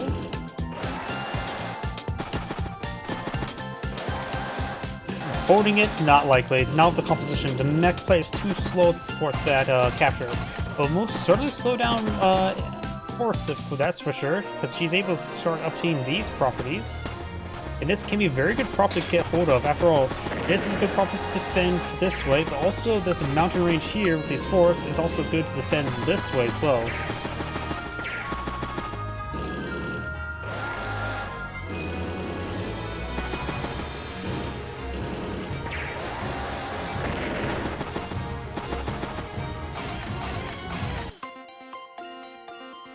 Tank, mech.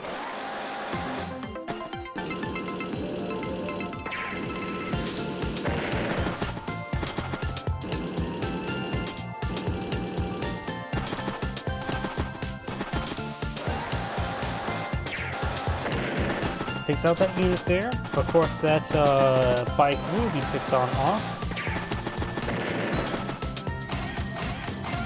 Tank, flare, tank. Does good trap there.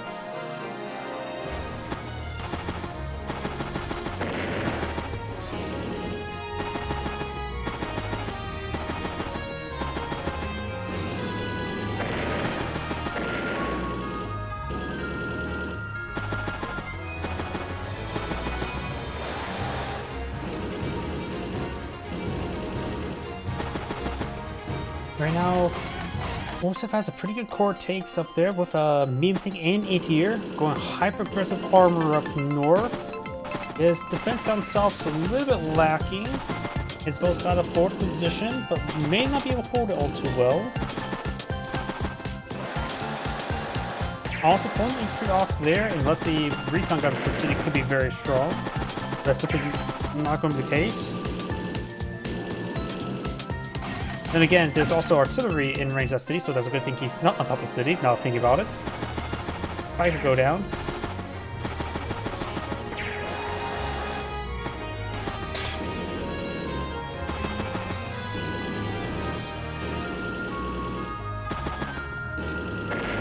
Takes the pike there, strikes the infantry unit.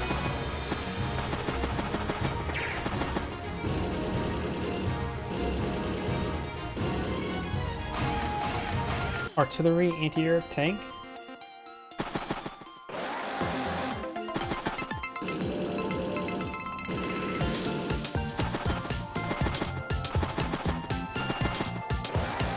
Looks the capture, gets a good strike there.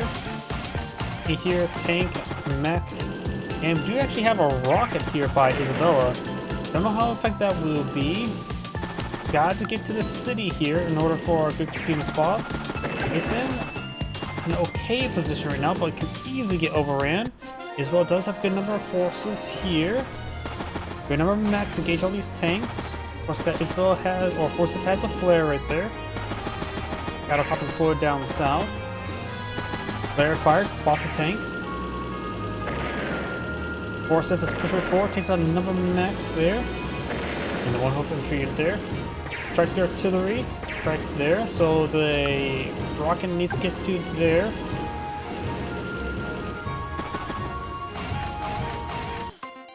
Artillery, bike, maybe, I don't like 2 artillery, it's a little bit too slow here. The rocket may need to get right there. Flare fire, spots a whole lot of stuff, mech gets a good strike. Tank falls on up, got 39 injury now for her. Forsyth's command tank does go down, good strike there. Falls back to the city, it probably would have been 3 health tank to hit the 3 health tank, honestly. Strikes the infantry unit there, finish off the infantry unit there, start catching those properties there. Rocket does take out some of these units there, does not push forward. Recon gets a good strike there on the artillery there. So this will make a pretty good counterattack there. 127,000 versus 90,000. Forsyth maybe it's overextend a little bit there. Tank support on Dale. Looks like this property will be captured. New strikes Isabel's command tank could go down. Don't know if the 4 health tank is not able to range it. Probably would have attacked that 1 health mech and finished off the other tank, but decided not to. Isabel has 56 energy. She could get her superpower this turn. Getting 4 more energy is very easy. Looks like she's not going for that.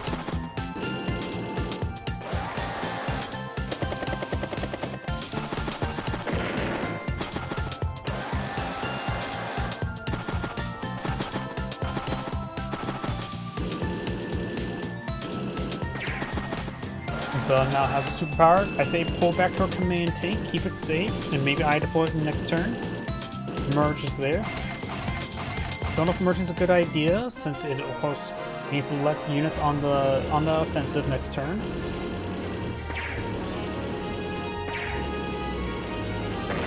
It's a good number of units there. Isabella's command tank will be fine. Of course, she fires what? +2 movement for all units, right? +2 movement for all units, so these mechs are potentially in range. They can go up to this line here, so it looks like both those mechs out of range. They'll be a range E tier, won't be a range tank or medium tank. But these guys, oh, that one got hit there. Those get trapped by the 1 health mech, that's actually not good. And this mech is able to range this artillery, so it is possibly a good idea to go for the superpower. Let's see what she does. Flares. Fires the superpower, takes out the battlecopter, recon sprints away forward, gets a good shot there, and spots, takes the mech, or bike, mech takes out that unit there, 1 health mech starting to flip, that'll take a bit of time, good strike there. As well, the rocket has 1 additional range, so they're able to range the ETR regardless. Good shot there. Medium tank getting struck, gets knocked out. ETR almost gets knocked out there. Rocket takes out the unit there, does get trapped on the artillery.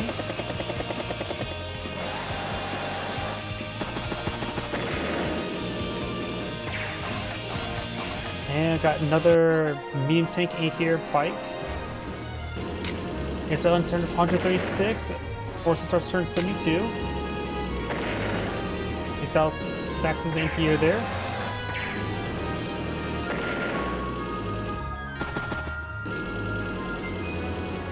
Good strike there. Mech still strike the mech. Artillery strikes the mech. Finish off that mech.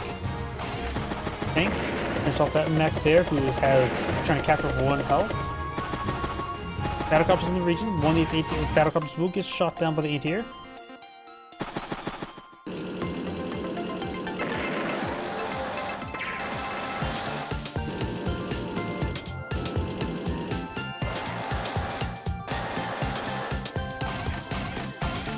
Bike, recon, Duster. Don't think Duster's a good idea right now.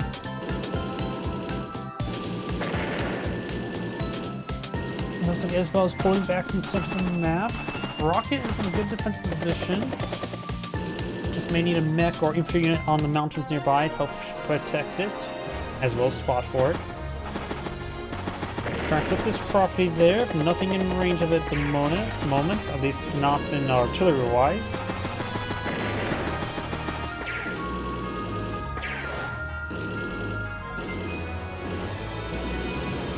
Right now, Force has 25,000, as well as 24,000. The key property that's different between the two is the central city right there. Isabel does push down south of our command tank. Good strike there. Bit of a merge, takes out that unit there.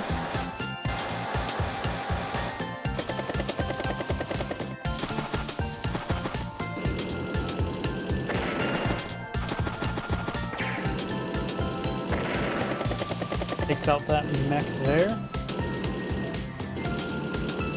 Isabel has a nice core of vehicles before trying to capture the base and or the airport there. Anti-tanks would be a good idea, barring the mechs. Is the battlecopter takes out that capturing squad. And looks like he's Force is still unaware about this rocket firing away. Of course, it's hidden. And so there's some good targets from that rocket, both an artillery and a tank. I mentioned anti-air.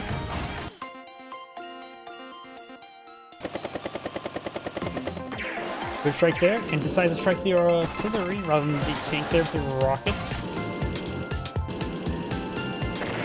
He's the battlecopter there. Tank strikes tank, or medium tank strikes tank. Merge there, takes out the tank. Artillery advancing. And artillery in this forest there would be very good. Recon does spot this artillery there. Likely will strike this medium tank. He's also trying to overrun the southern flank quite severely. Got inside 168,000, Forcer starts at 83, so he's down by half. Takes a duster.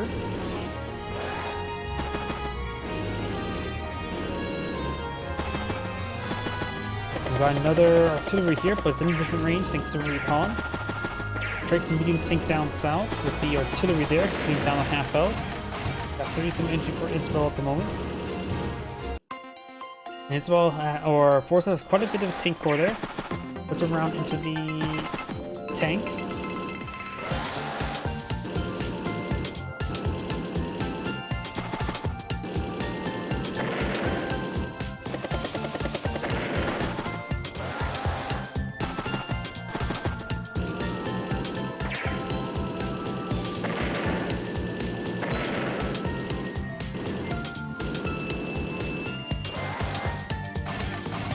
Got now a war tank to stabilize the northern flank. That's not a bad idea.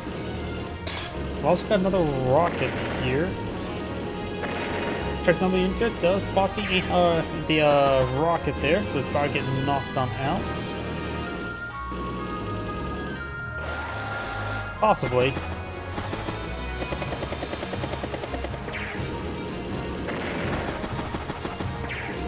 Does get to interrupt the capture the column tower. Another anti-tank, battlecopter, mech, and infantry. Rocket falls back. More tanks stick into the forest. Battlecopter does go down.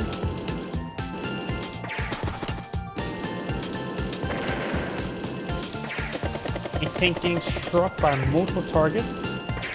Down to 1 health. This one does have a superpower available. Max finished off one of the anti-airs. Get another hit there on that anti-air. She could be safe to pull out another air asset. Got tank mech though. And looks like the force is starting to fall back up north. Haven't even seen the war tank just yet. Rocket can advance the way forward once again. Though it may be on range stuff. Yep, if she pops with superpower, it will be in range. Yep. If you see anti-tanks being pulled in the field, you're likely losing that flank. Anti-tanks are nice and all, but they're slow and expensive and only really good in desperate defenses generally.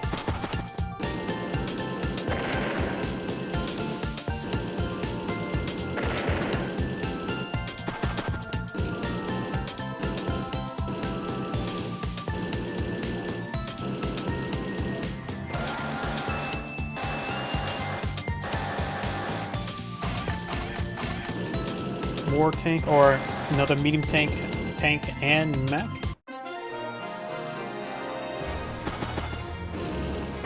Anti-tank strikes the anti-air, and now mechs are migrating down south for the winter. Starting to push forward there, does spot the medium tank. And rocket with a superpower will be in range of that tank. It may see a power this turn. That rocket was also in range.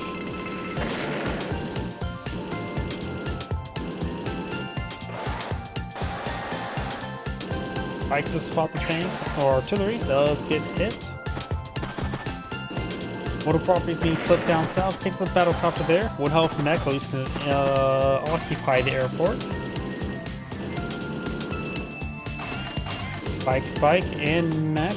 Bomber up north.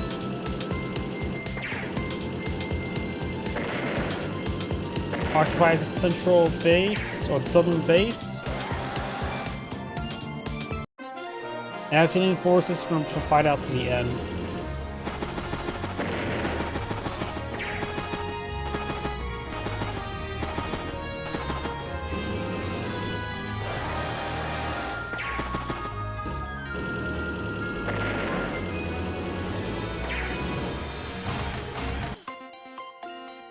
Medium tank.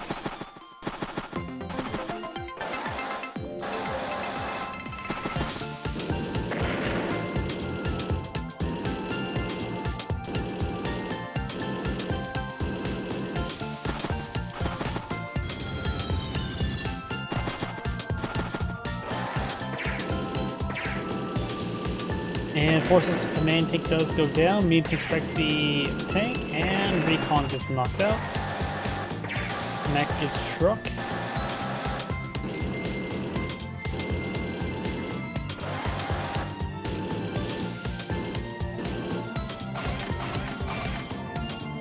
Bike, Recon, Rocket. And Forsyth does go ahead and resign. This is Angrade saying, "Thank you for watching," and on to the next replay. Before I get started for the next replay, do you need to rush him again? Please give me one moment.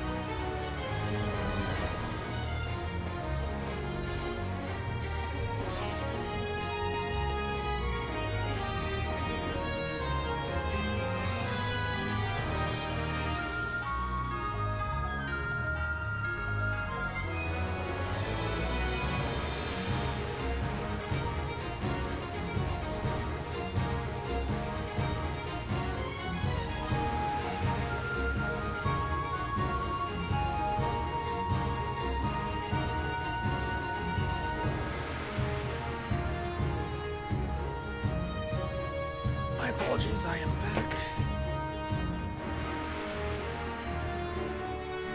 Let's see now.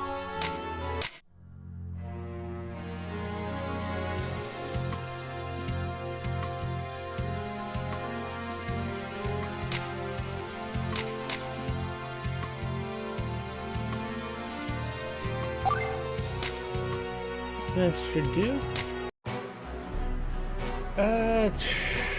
I already did 2 of him. Let's take a look at another replay. We'll come back to that one. No offense. Trying to mix up with the players a little bit. He's been playing lots, as we mentioned earlier.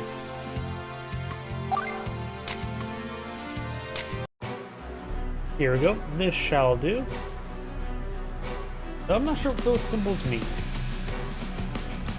Greetings everyone, and Gary here with another Advanced Wars Days of Ruin Tiny Wars replay. Spawn on top left side as the green Forsyth, we got 0 billion. Spawn on bottom right side as the blue Penny, we got a foreign name, +1.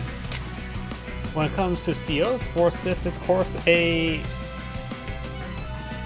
unchanged from the cartridge counterparts, standard boarding counts, 5 radius, 0 expansion, 0 energy.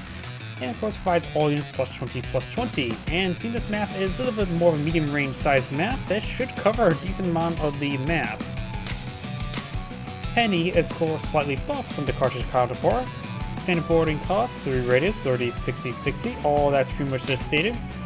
All units are affected by unaffected by weather, and units in the CO zone gets +15/+15. Additionally, share a superpower, Mr. Bear with some random weather for 3 turns. So, let's go and get started. Read +1. Oh, is that what it means? I can't really read nor speak foreign. Not to mention, even to stuff that's even outside of English characters, I really have trouble reading. Those are just a bunch of lines to me.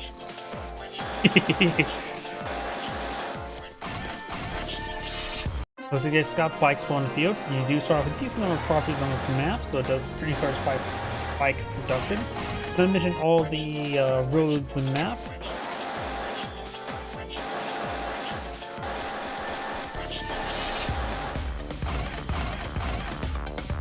Now I got a pair of some infantry now being summoned.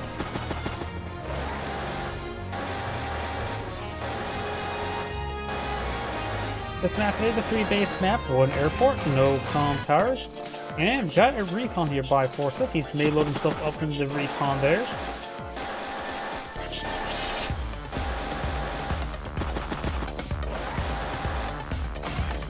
Mech, bike. So we've got an early mech. And does load himself up into the recon there. I'm to be aggressive with it, engage all the bikes.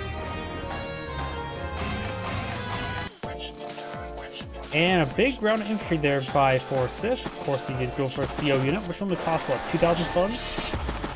Nothing too significant. Oh, just anti-air there. Anti-air right now is a little bit interesting. While trying to counter out all the assets in the field. It was quite expensive. Did spend her entire fortune on it. Tank artillery, and got another base skip there by Forsyth.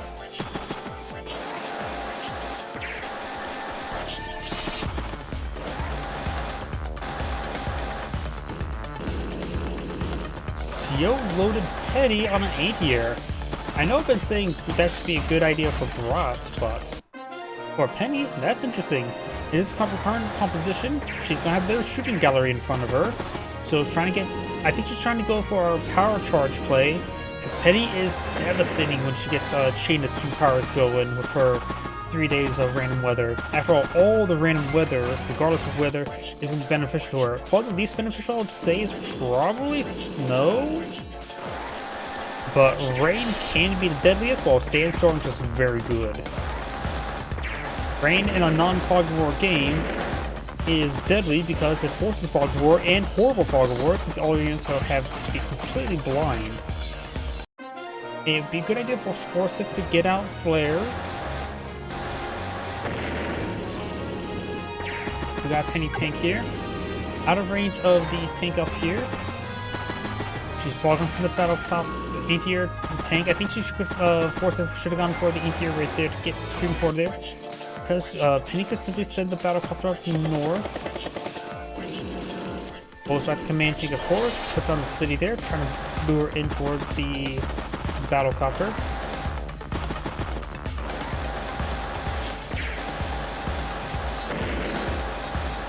Successful shot there on the infantry unit there. Round the artillery. No fun. Bleed. Tank, recon, and bike.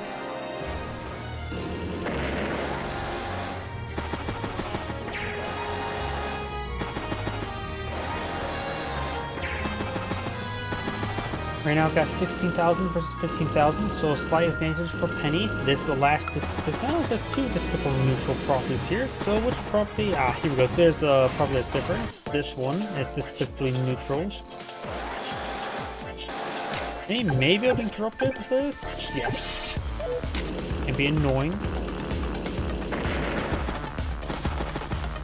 16 energy.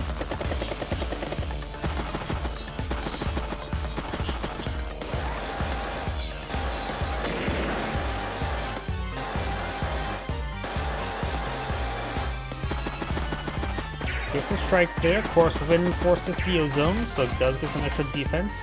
Tank, bike.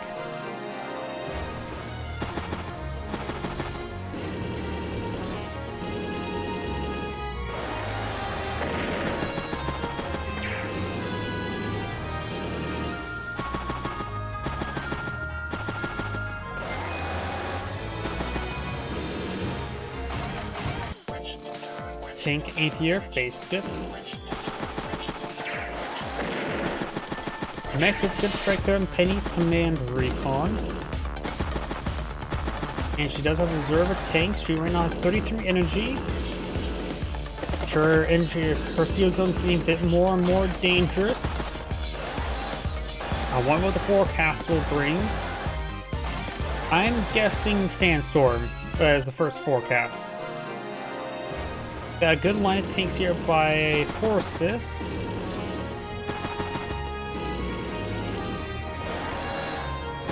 Goes back his recon there. Cannot be doting any power charge to Penny right now.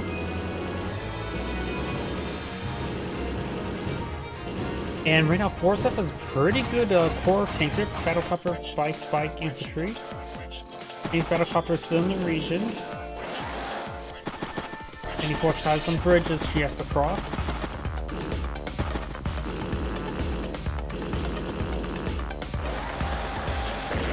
Recon, straight forward.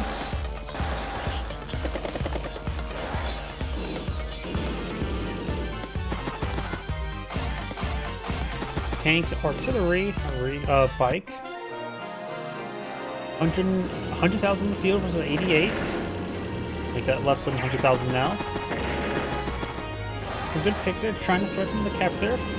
The recon's almost out of fuel, very nice. A lot of good hits there. Penny may will push forward, get some good power charge. She could get enough power charge for her power next turn.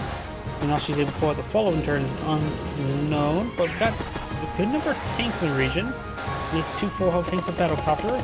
Probably put around to the anti-air. Of course, got another anti-air here. You think snow? No, we'll find out soon enough. But right now it's going to be hard for get that little power charge going. Interrupts the capture once again. Getting as much damage done. 49 energy.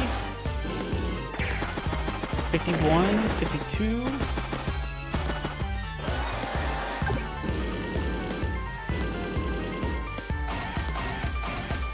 No superpower charge, but it's likely she can get it next turn.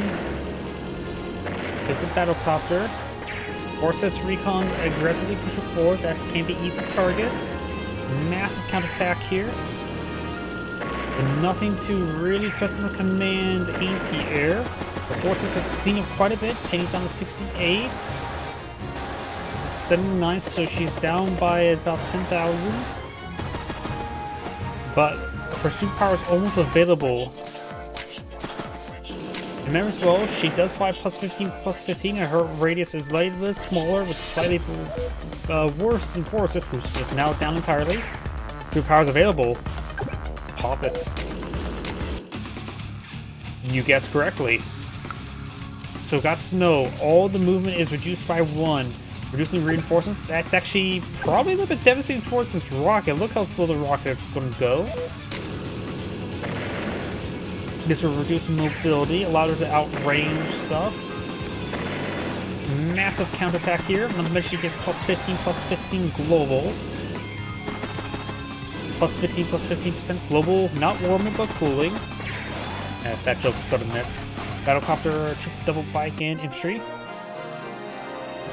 I guess you put quite a bit into the into snow. It's hard for me to evaluate how effective snow is. I put a lot of value into rain in non-fog war games.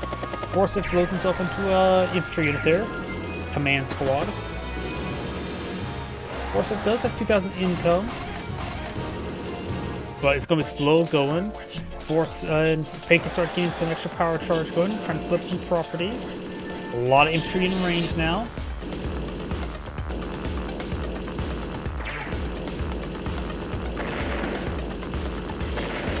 $12 energy. I'll push forward there. Gets a small little pick there. The battlecopter's going to have trouble running away. It could get trapped in the corner.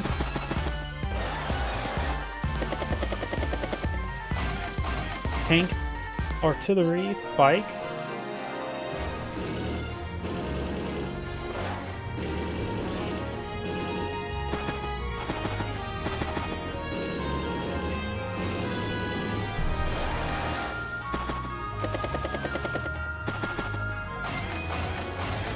tank bike.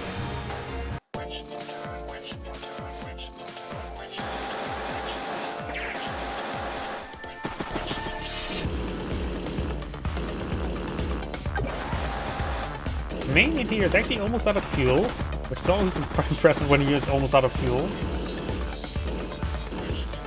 And looks like Penny's just setting up in the formation. Looks like she's not going to chain those two powers. Not utilizing the snow to its fullest potential. Is this like Force's last turn in snow? I've already lost count.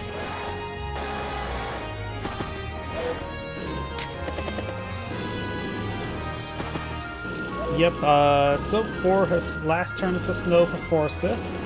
So no chain of weather there.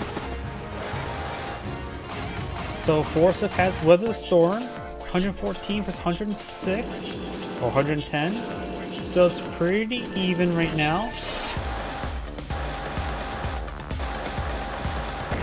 Forsyth did a good job of not continuing bleeding off energy to Penny to get Chain of Weather. And I think it's actually, partially thinks it was Rocket, actually. Because the Rocket was close enough for provide presence, not necessarily offensively, but was able to provide... Oh. Quest to end the game draw there. I was not expecting that there. It's the first time I've cast a replay where that happens. But I'm guessing the game will continue.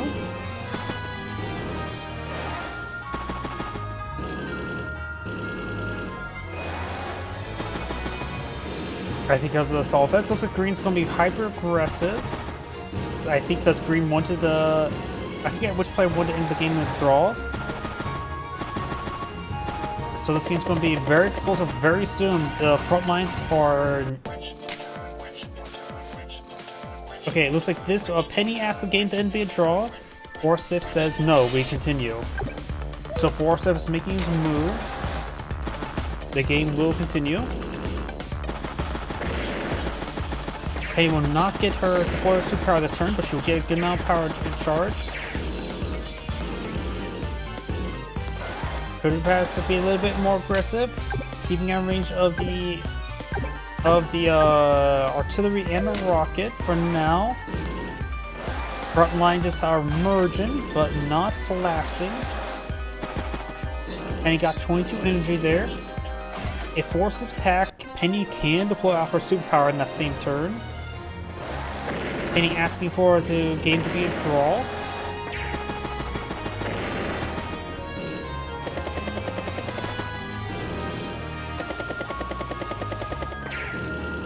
It's also hard for me to say if or not Forsyth should take the draw. Forsyth is more instead of the map in a... how to put it? In a forward position. Brings in a bomber, so Forsyth's taking up to a bomber to help break the front line. Penny's making her advance. Forsyth's command entry there was exposed. Got a tank on the HQ there. Not sure if that was intended to be a swap out, but looks like it may have been. Trying to go breach the rocket, does not breach the rocket. 53 energy, but she will not get her superpower. Deploy superpower this turn since she has moved. Unless she will not get enough power draw there. We do have a rocket in right there. Penny could lose her command anti-air.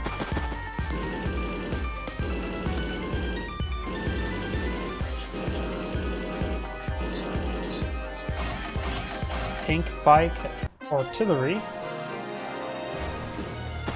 Steals a tank there, does swap it out. Decent chunk there.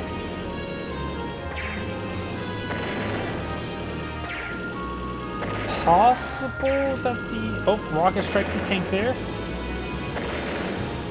Big hits there. Pretty sizable counterattack. Takes out Penny's command or anti-air, so no stormy weather.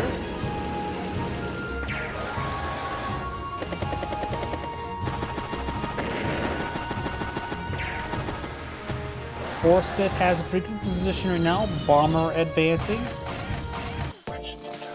Penny's turn. Could CO this tank down south, probably should. Does. So they're raiding on in, takes out that tank there.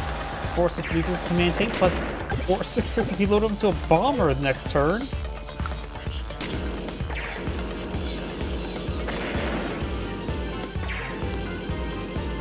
Good hits there. Rocket's still not utilized. Using the rocket last. Good power charge by Penny. Getting, look at that. Just constantly getting the energies pulled forward. Constantly getting power charge there. She's already up to 48 energy. And she just got it redeployed into a tank this turn. So next turn she can possibly pull out her power again.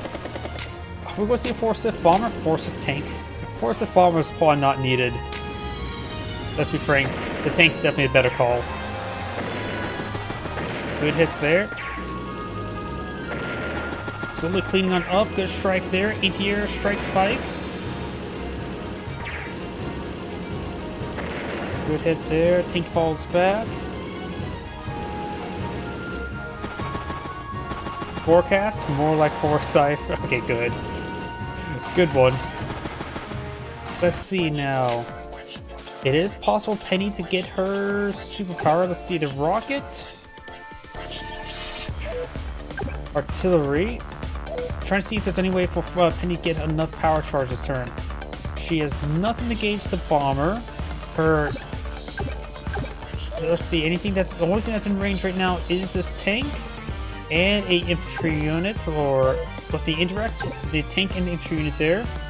So that's only 9 power charge. So it looks like Penny cannot get her superpower this turn, as far as I can see. Yep, no superpower this turn for Penny. Gets 56 energy. Keep the tank in reserve. She has to get her power this turn. She needs a weather. She has her charge. Power charge. She has to blow her superpower next turn, but got a 4-Sith bomber. I don't know if that can one-shot. I don't know how much damage a 4-Sith boosted bomber can do. But nice screen there, putting units in front of the bomber, but that's actually looking easily broken through. Okay, the 4-Sith bomber does not go with the command tank, so Penny will get her superpower next turn.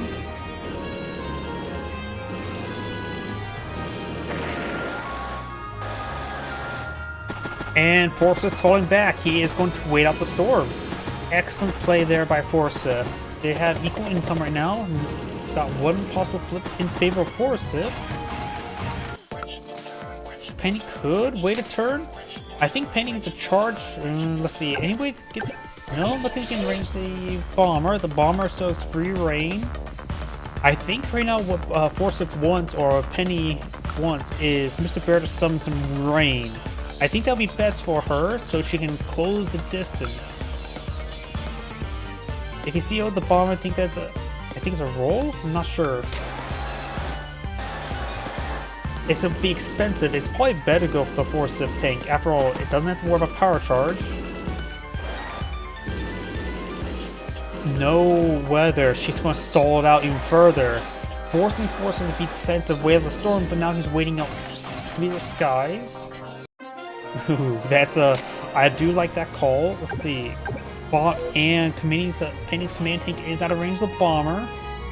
Another anti-air here to provide anti-air coverage up north as well. Penny's asking for a draw. No, don't draw. I want this game to continue.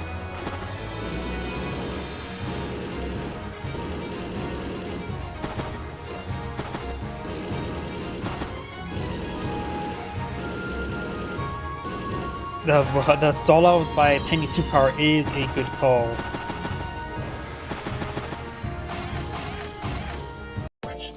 And ends times of draw. I think Penny should pop the superpower this turn and see what weather she gets. Rain, she can advance. Sandstorm, it's going to hurt 4-Sith. Snow, he dealt with the snow last time quite well.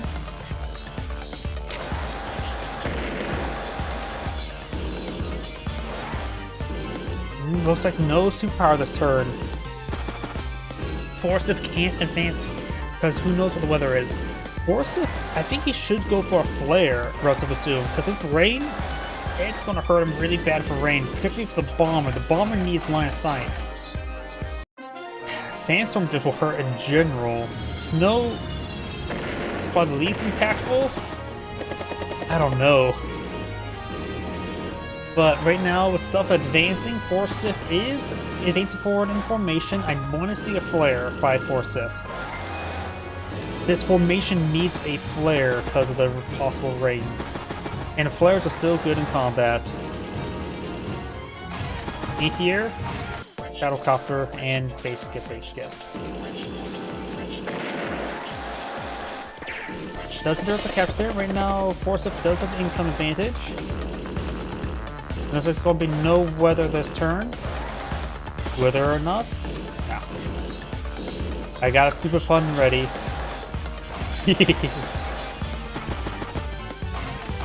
Tank, ATR, infantry. So the game's sort of stalling out because neither side wants to advance the Penny's superpower. She's being very smart about it.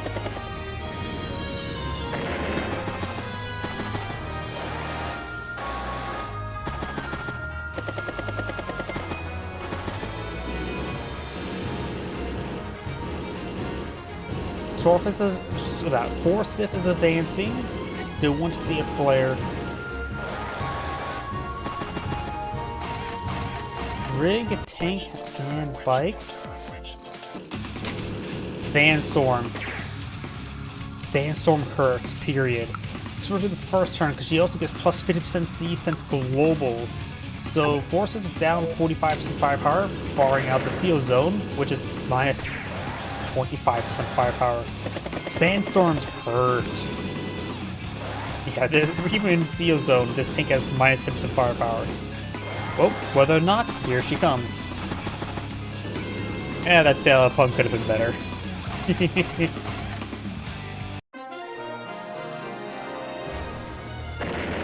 And Penny does. Penny resigns. Maybe a bit premature? Guess she didn't want Sandstorm. Ah, that's sort of a shame. This game was so good, I wanted to continue. This Angrade saying, think of watching, and on to next replay. Let's see, I think I have enough in me for one more replay tonight. That game was very good, it got me sort of pumped up for another one.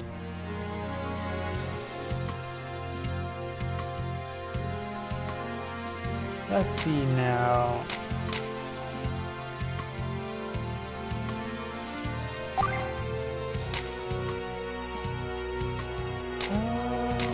Yep, this one should do.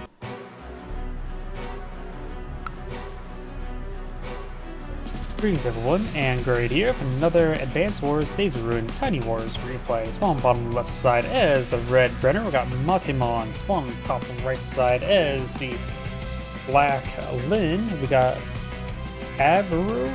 Oh, I butchered that name well enough, my apologies. When it comes to COs, something I want to immediately point out is this is Cartridge Brenner. Cartridge Brenner is standard boarding cost, 3 radius, 30, 60, 60.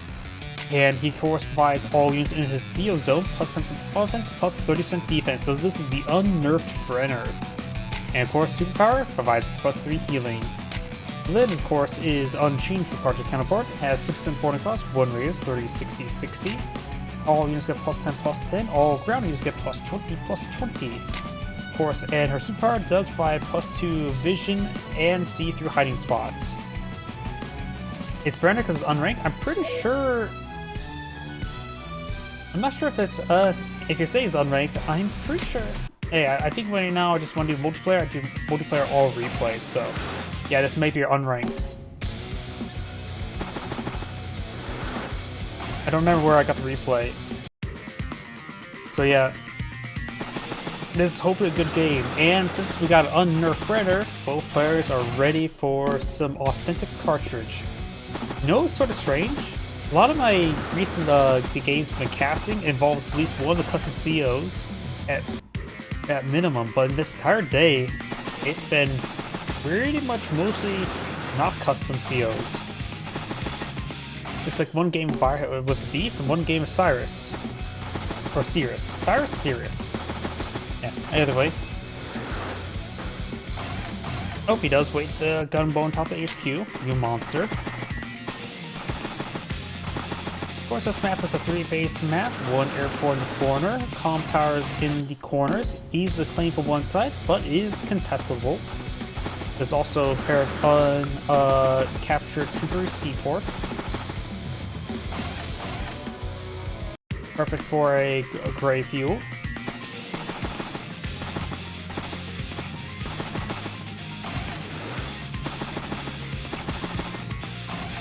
Gunboat will move slightly right there. Maybe trying to get into this seaport next turn. Hyper isn't ranked because he hasn't played ranked Fog lately, but Montamon is ranked 1. I noticed that the Fog of War, not Fog of War games are like both players at least 1900s or something high. So, good players. So I'm hoping for a good game.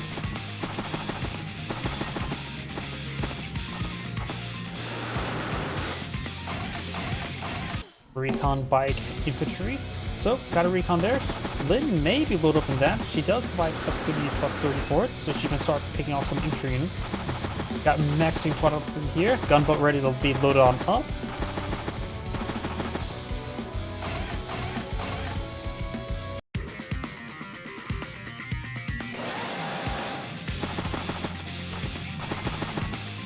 So gunboat did get loaded up right there.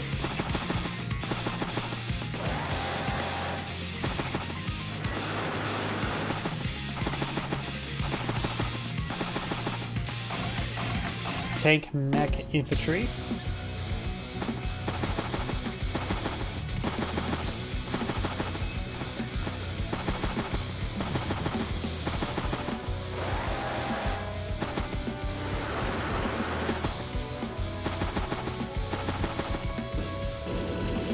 Another command tank, or a command tank, first command tank this game. Lynn may be loaded up in this tank as well.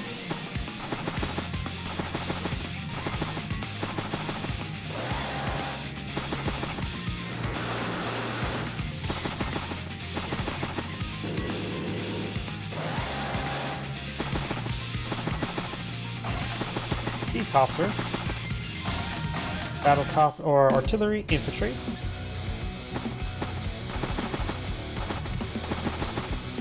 Column tower being obtained by Lynn as well. Brenner's pushing forward with his tank. This city will be grabbed by Lynn. Very nice.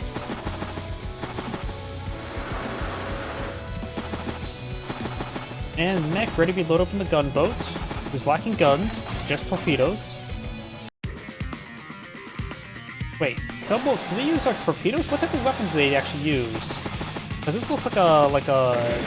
Oh, wait, I was pointing to that. It looks like it's going to explode. But it looks like I think, like a mounted torpedo tube. In real life, it's not uncommon for ships, not just submarines, to actually have torpedo tubes in order to engage, because torpedoes are incredibly effective. They're effectively a self-propelled, safe-shaped charge, so they will punch through armor quite well. Oh, stops capturing that in order to spot that out to get a shot there. Try to get 7 free energy.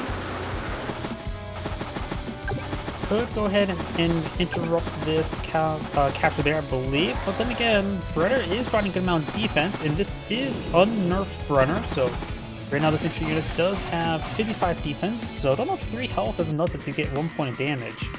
Maybe for luck roll? Oh yeah, that's plenty. Never mind.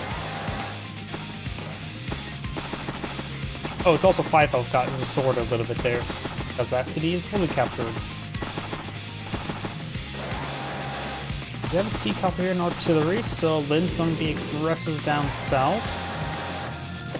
Recon there, T-copter for forward, or backwards. Tank, battlecopter, bike, and appears to be a base skip.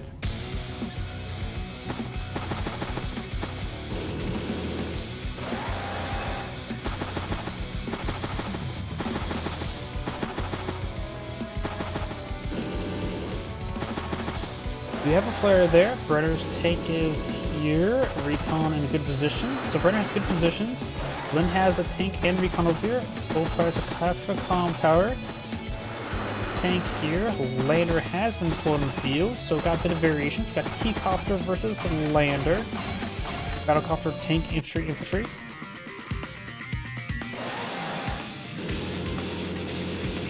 Nice little pick there, giving her 8 energy. Both COs don't have too much energy at the moment.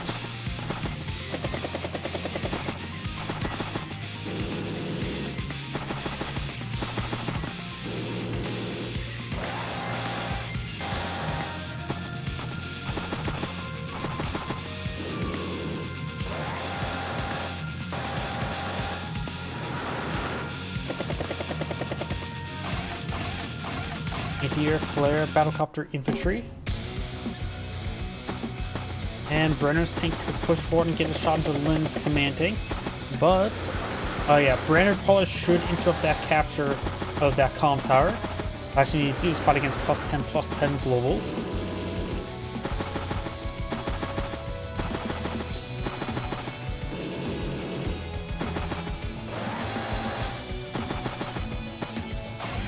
Nope, does fully capture this, so let's go forward for this comm tower. I disagree with that. And decides not to take a shot into Lynn's tank there as well. So Lynn's in a pretty good position. The Brenner does have a good force of infantry and mechs here. Does have the tank spotted. Spots that infantry unit there. Gets a nice little pick there. 18 energy. Infantry in range to capture that city. Brenner's tank here is all by his lonesome.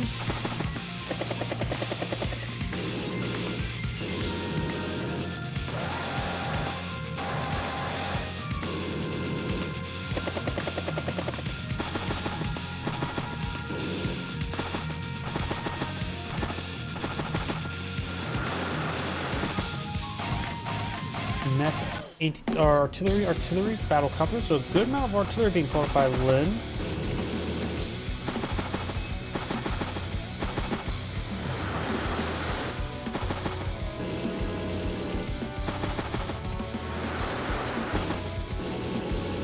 Anti-air infantry.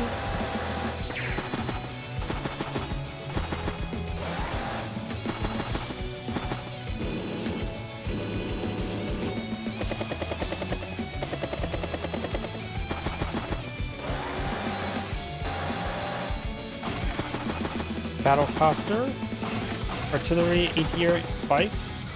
So both sides sort of posturing, not being too aggressive right there. Lynn has pretty much control the right flank. Nice recon there and good strike there. At 26 energy.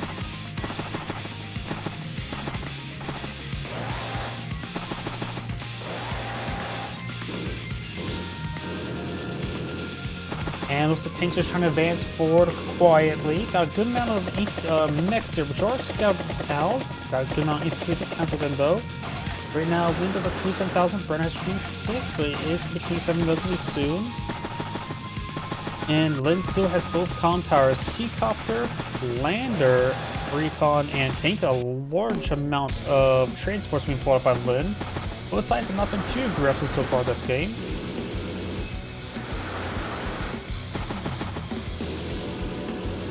Brandoner's pushing forward his tank, 17 energy, spots the Lynn tank, good strike there, does not finish her off, does have on top of 3-star defense woods, so she took a bit of a beating there, maybe we'll get some extra power charge for the infantry there.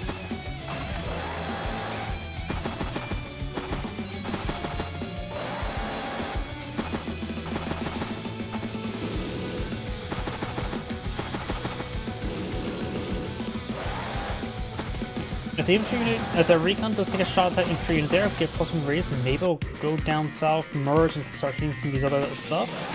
Good possibilities what you could do. Recon just went for a bit of recon pass. Does merge there. Finish off that mech or infantry unit there. Good shot there.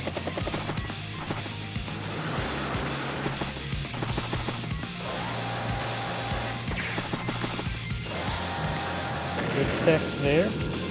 If you're heading up north, T-copping the region as well. Recon trying to spot stuff. There's actually nothing much to spot down there. And that's why she's not finding anything. Recon and artillery there. Flare, artillery, tank advancing. With a machine gun around the meteorite. Meteorites, I think, are made out of solid iron. So that's taking a bit of time. Got a missile deployment field ready to shoot down civilian airliners. Battlecopter.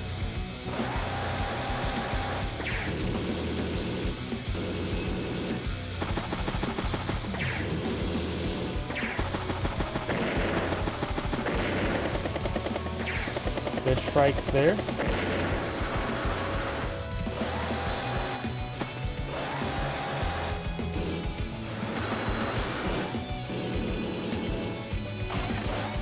Anti-air. got a war tank now put on the field. And Baron's falling back over here. Lynn seems against her force not too significant. We'll get some good power charge and take out one of those battle copters. She has 45 energy, so she may be able to machine gun down one of the other ones.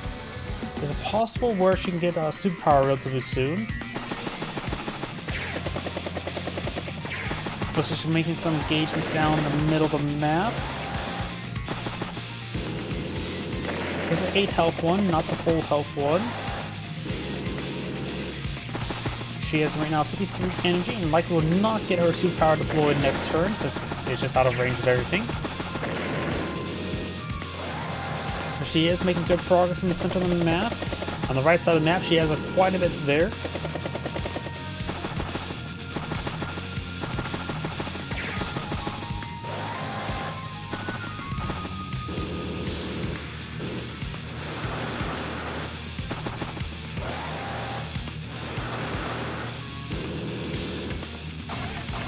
ATR mech. Battlecopter medium tank.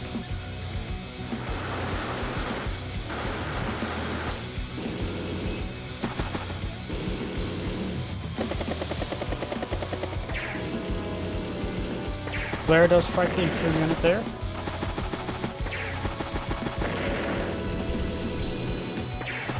Does not take the battlecopter. I'm sort of surprised that they can't. Oh, the +10/+10 from the comm towers.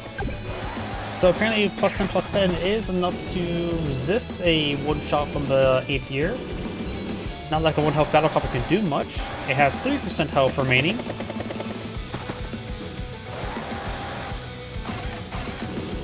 Tank artillery.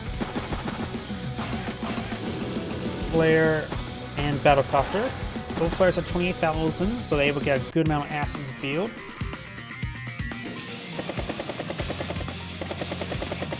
That 1 health battlecopter is trying to be scouting around. This good strike there. She now has her superpower available next turn. And with the amount of stuff here, she could try to rapidly clean up some sectors. Meteorite has been destroyed. There's a lot of properties nearby these infantry units there, trying to flip some.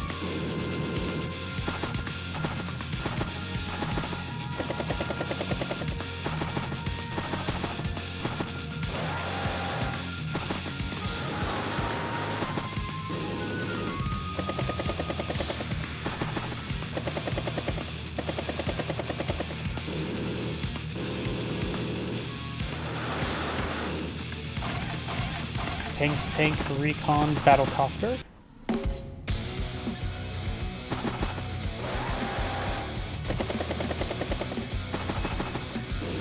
Try and flip the comm tower. Can be interrupted easily. Got multiple infantry units in range. And no shield in front of it. And we got triple property being captured there as well. This is going to go... The Alexa will go quite well into Lynn's favor. Brenner has 43 energy, so he's pretty close to his own power. His command tank's actually has 16 fuel. He needs a resupply. Or a merge, at least.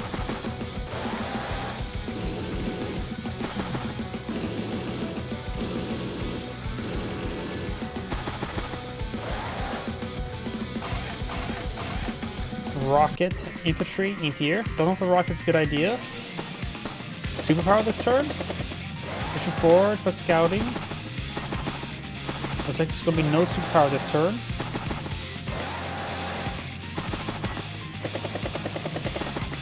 A lot of scouting there. Very nice.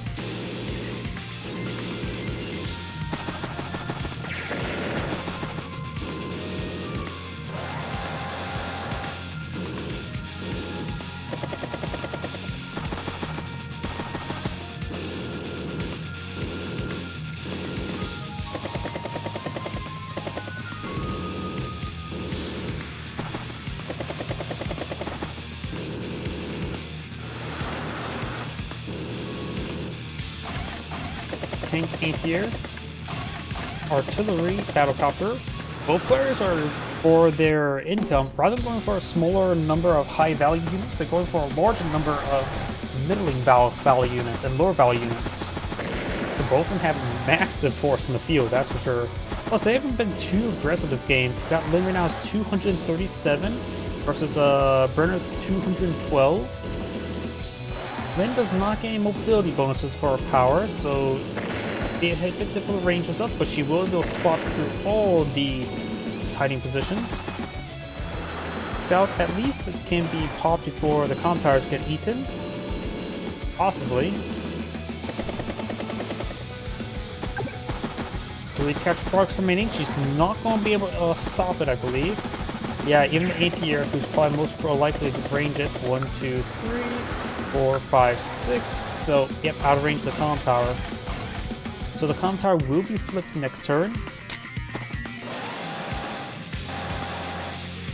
Recon's reconning. And with that, she's going to start pushing forward, trying to claim more properties. She did capture this line of properties at 31,000 versus 25. Getting a significant amount there. Bit of a merge there. T-Copter is down to 23 fuel. This has 4 capture progress remaining. Brandon's just keeping his distance, not making sure he's not getting the range, but looks like the front line sort of merged there. Lynn could start eyeing to threaten the HQ itself.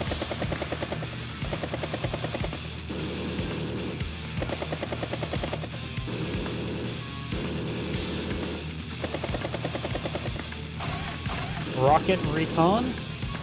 Don't know if rocket is a good idea. Infantry battlecopter. Make sure you try and get some defense over here to protect against this flank.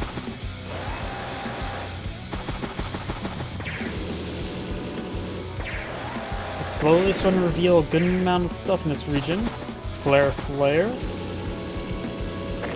Interrupts the capture. I suppose landers can't push rockets pretty far forward, so I don't have too bad of mobility issues. But I still don't know. This game is getting a little bit stally, honestly.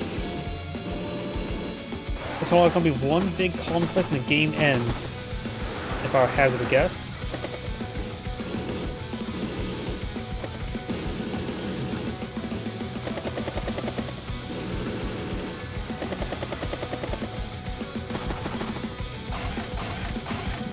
Rocket infantry battlecopter.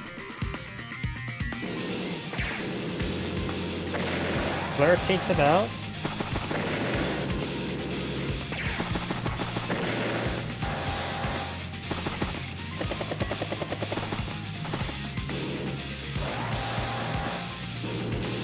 Artillery's trying to range the gunboat.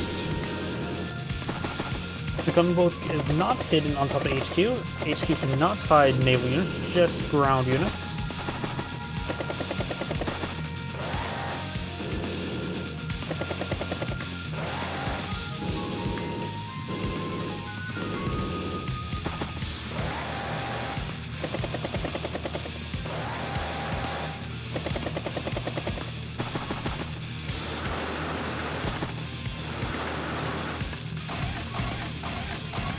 Got a bomber and a triple bike.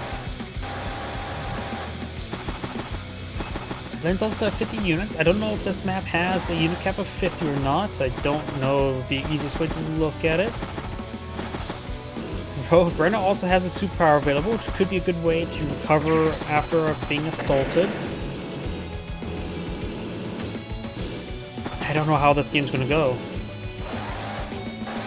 Brenna does have to deal with the super plasma here.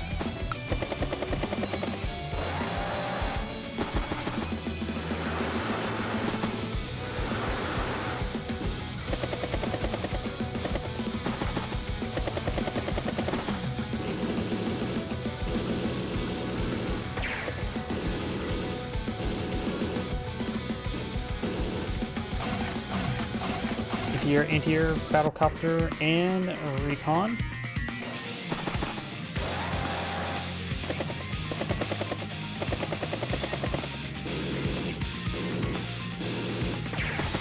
Gunboat being under siege.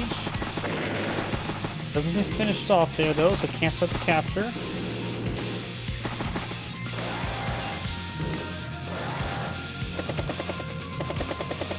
which he can recovers 3 health with his superpower. So that could probably not make a difference if artillery can take it down to 1 health. Lynn has a pretty solid ball here. Brandon's also 50 units. Is there a unit cap of 50 on this map? Guess we'll find out soon enough.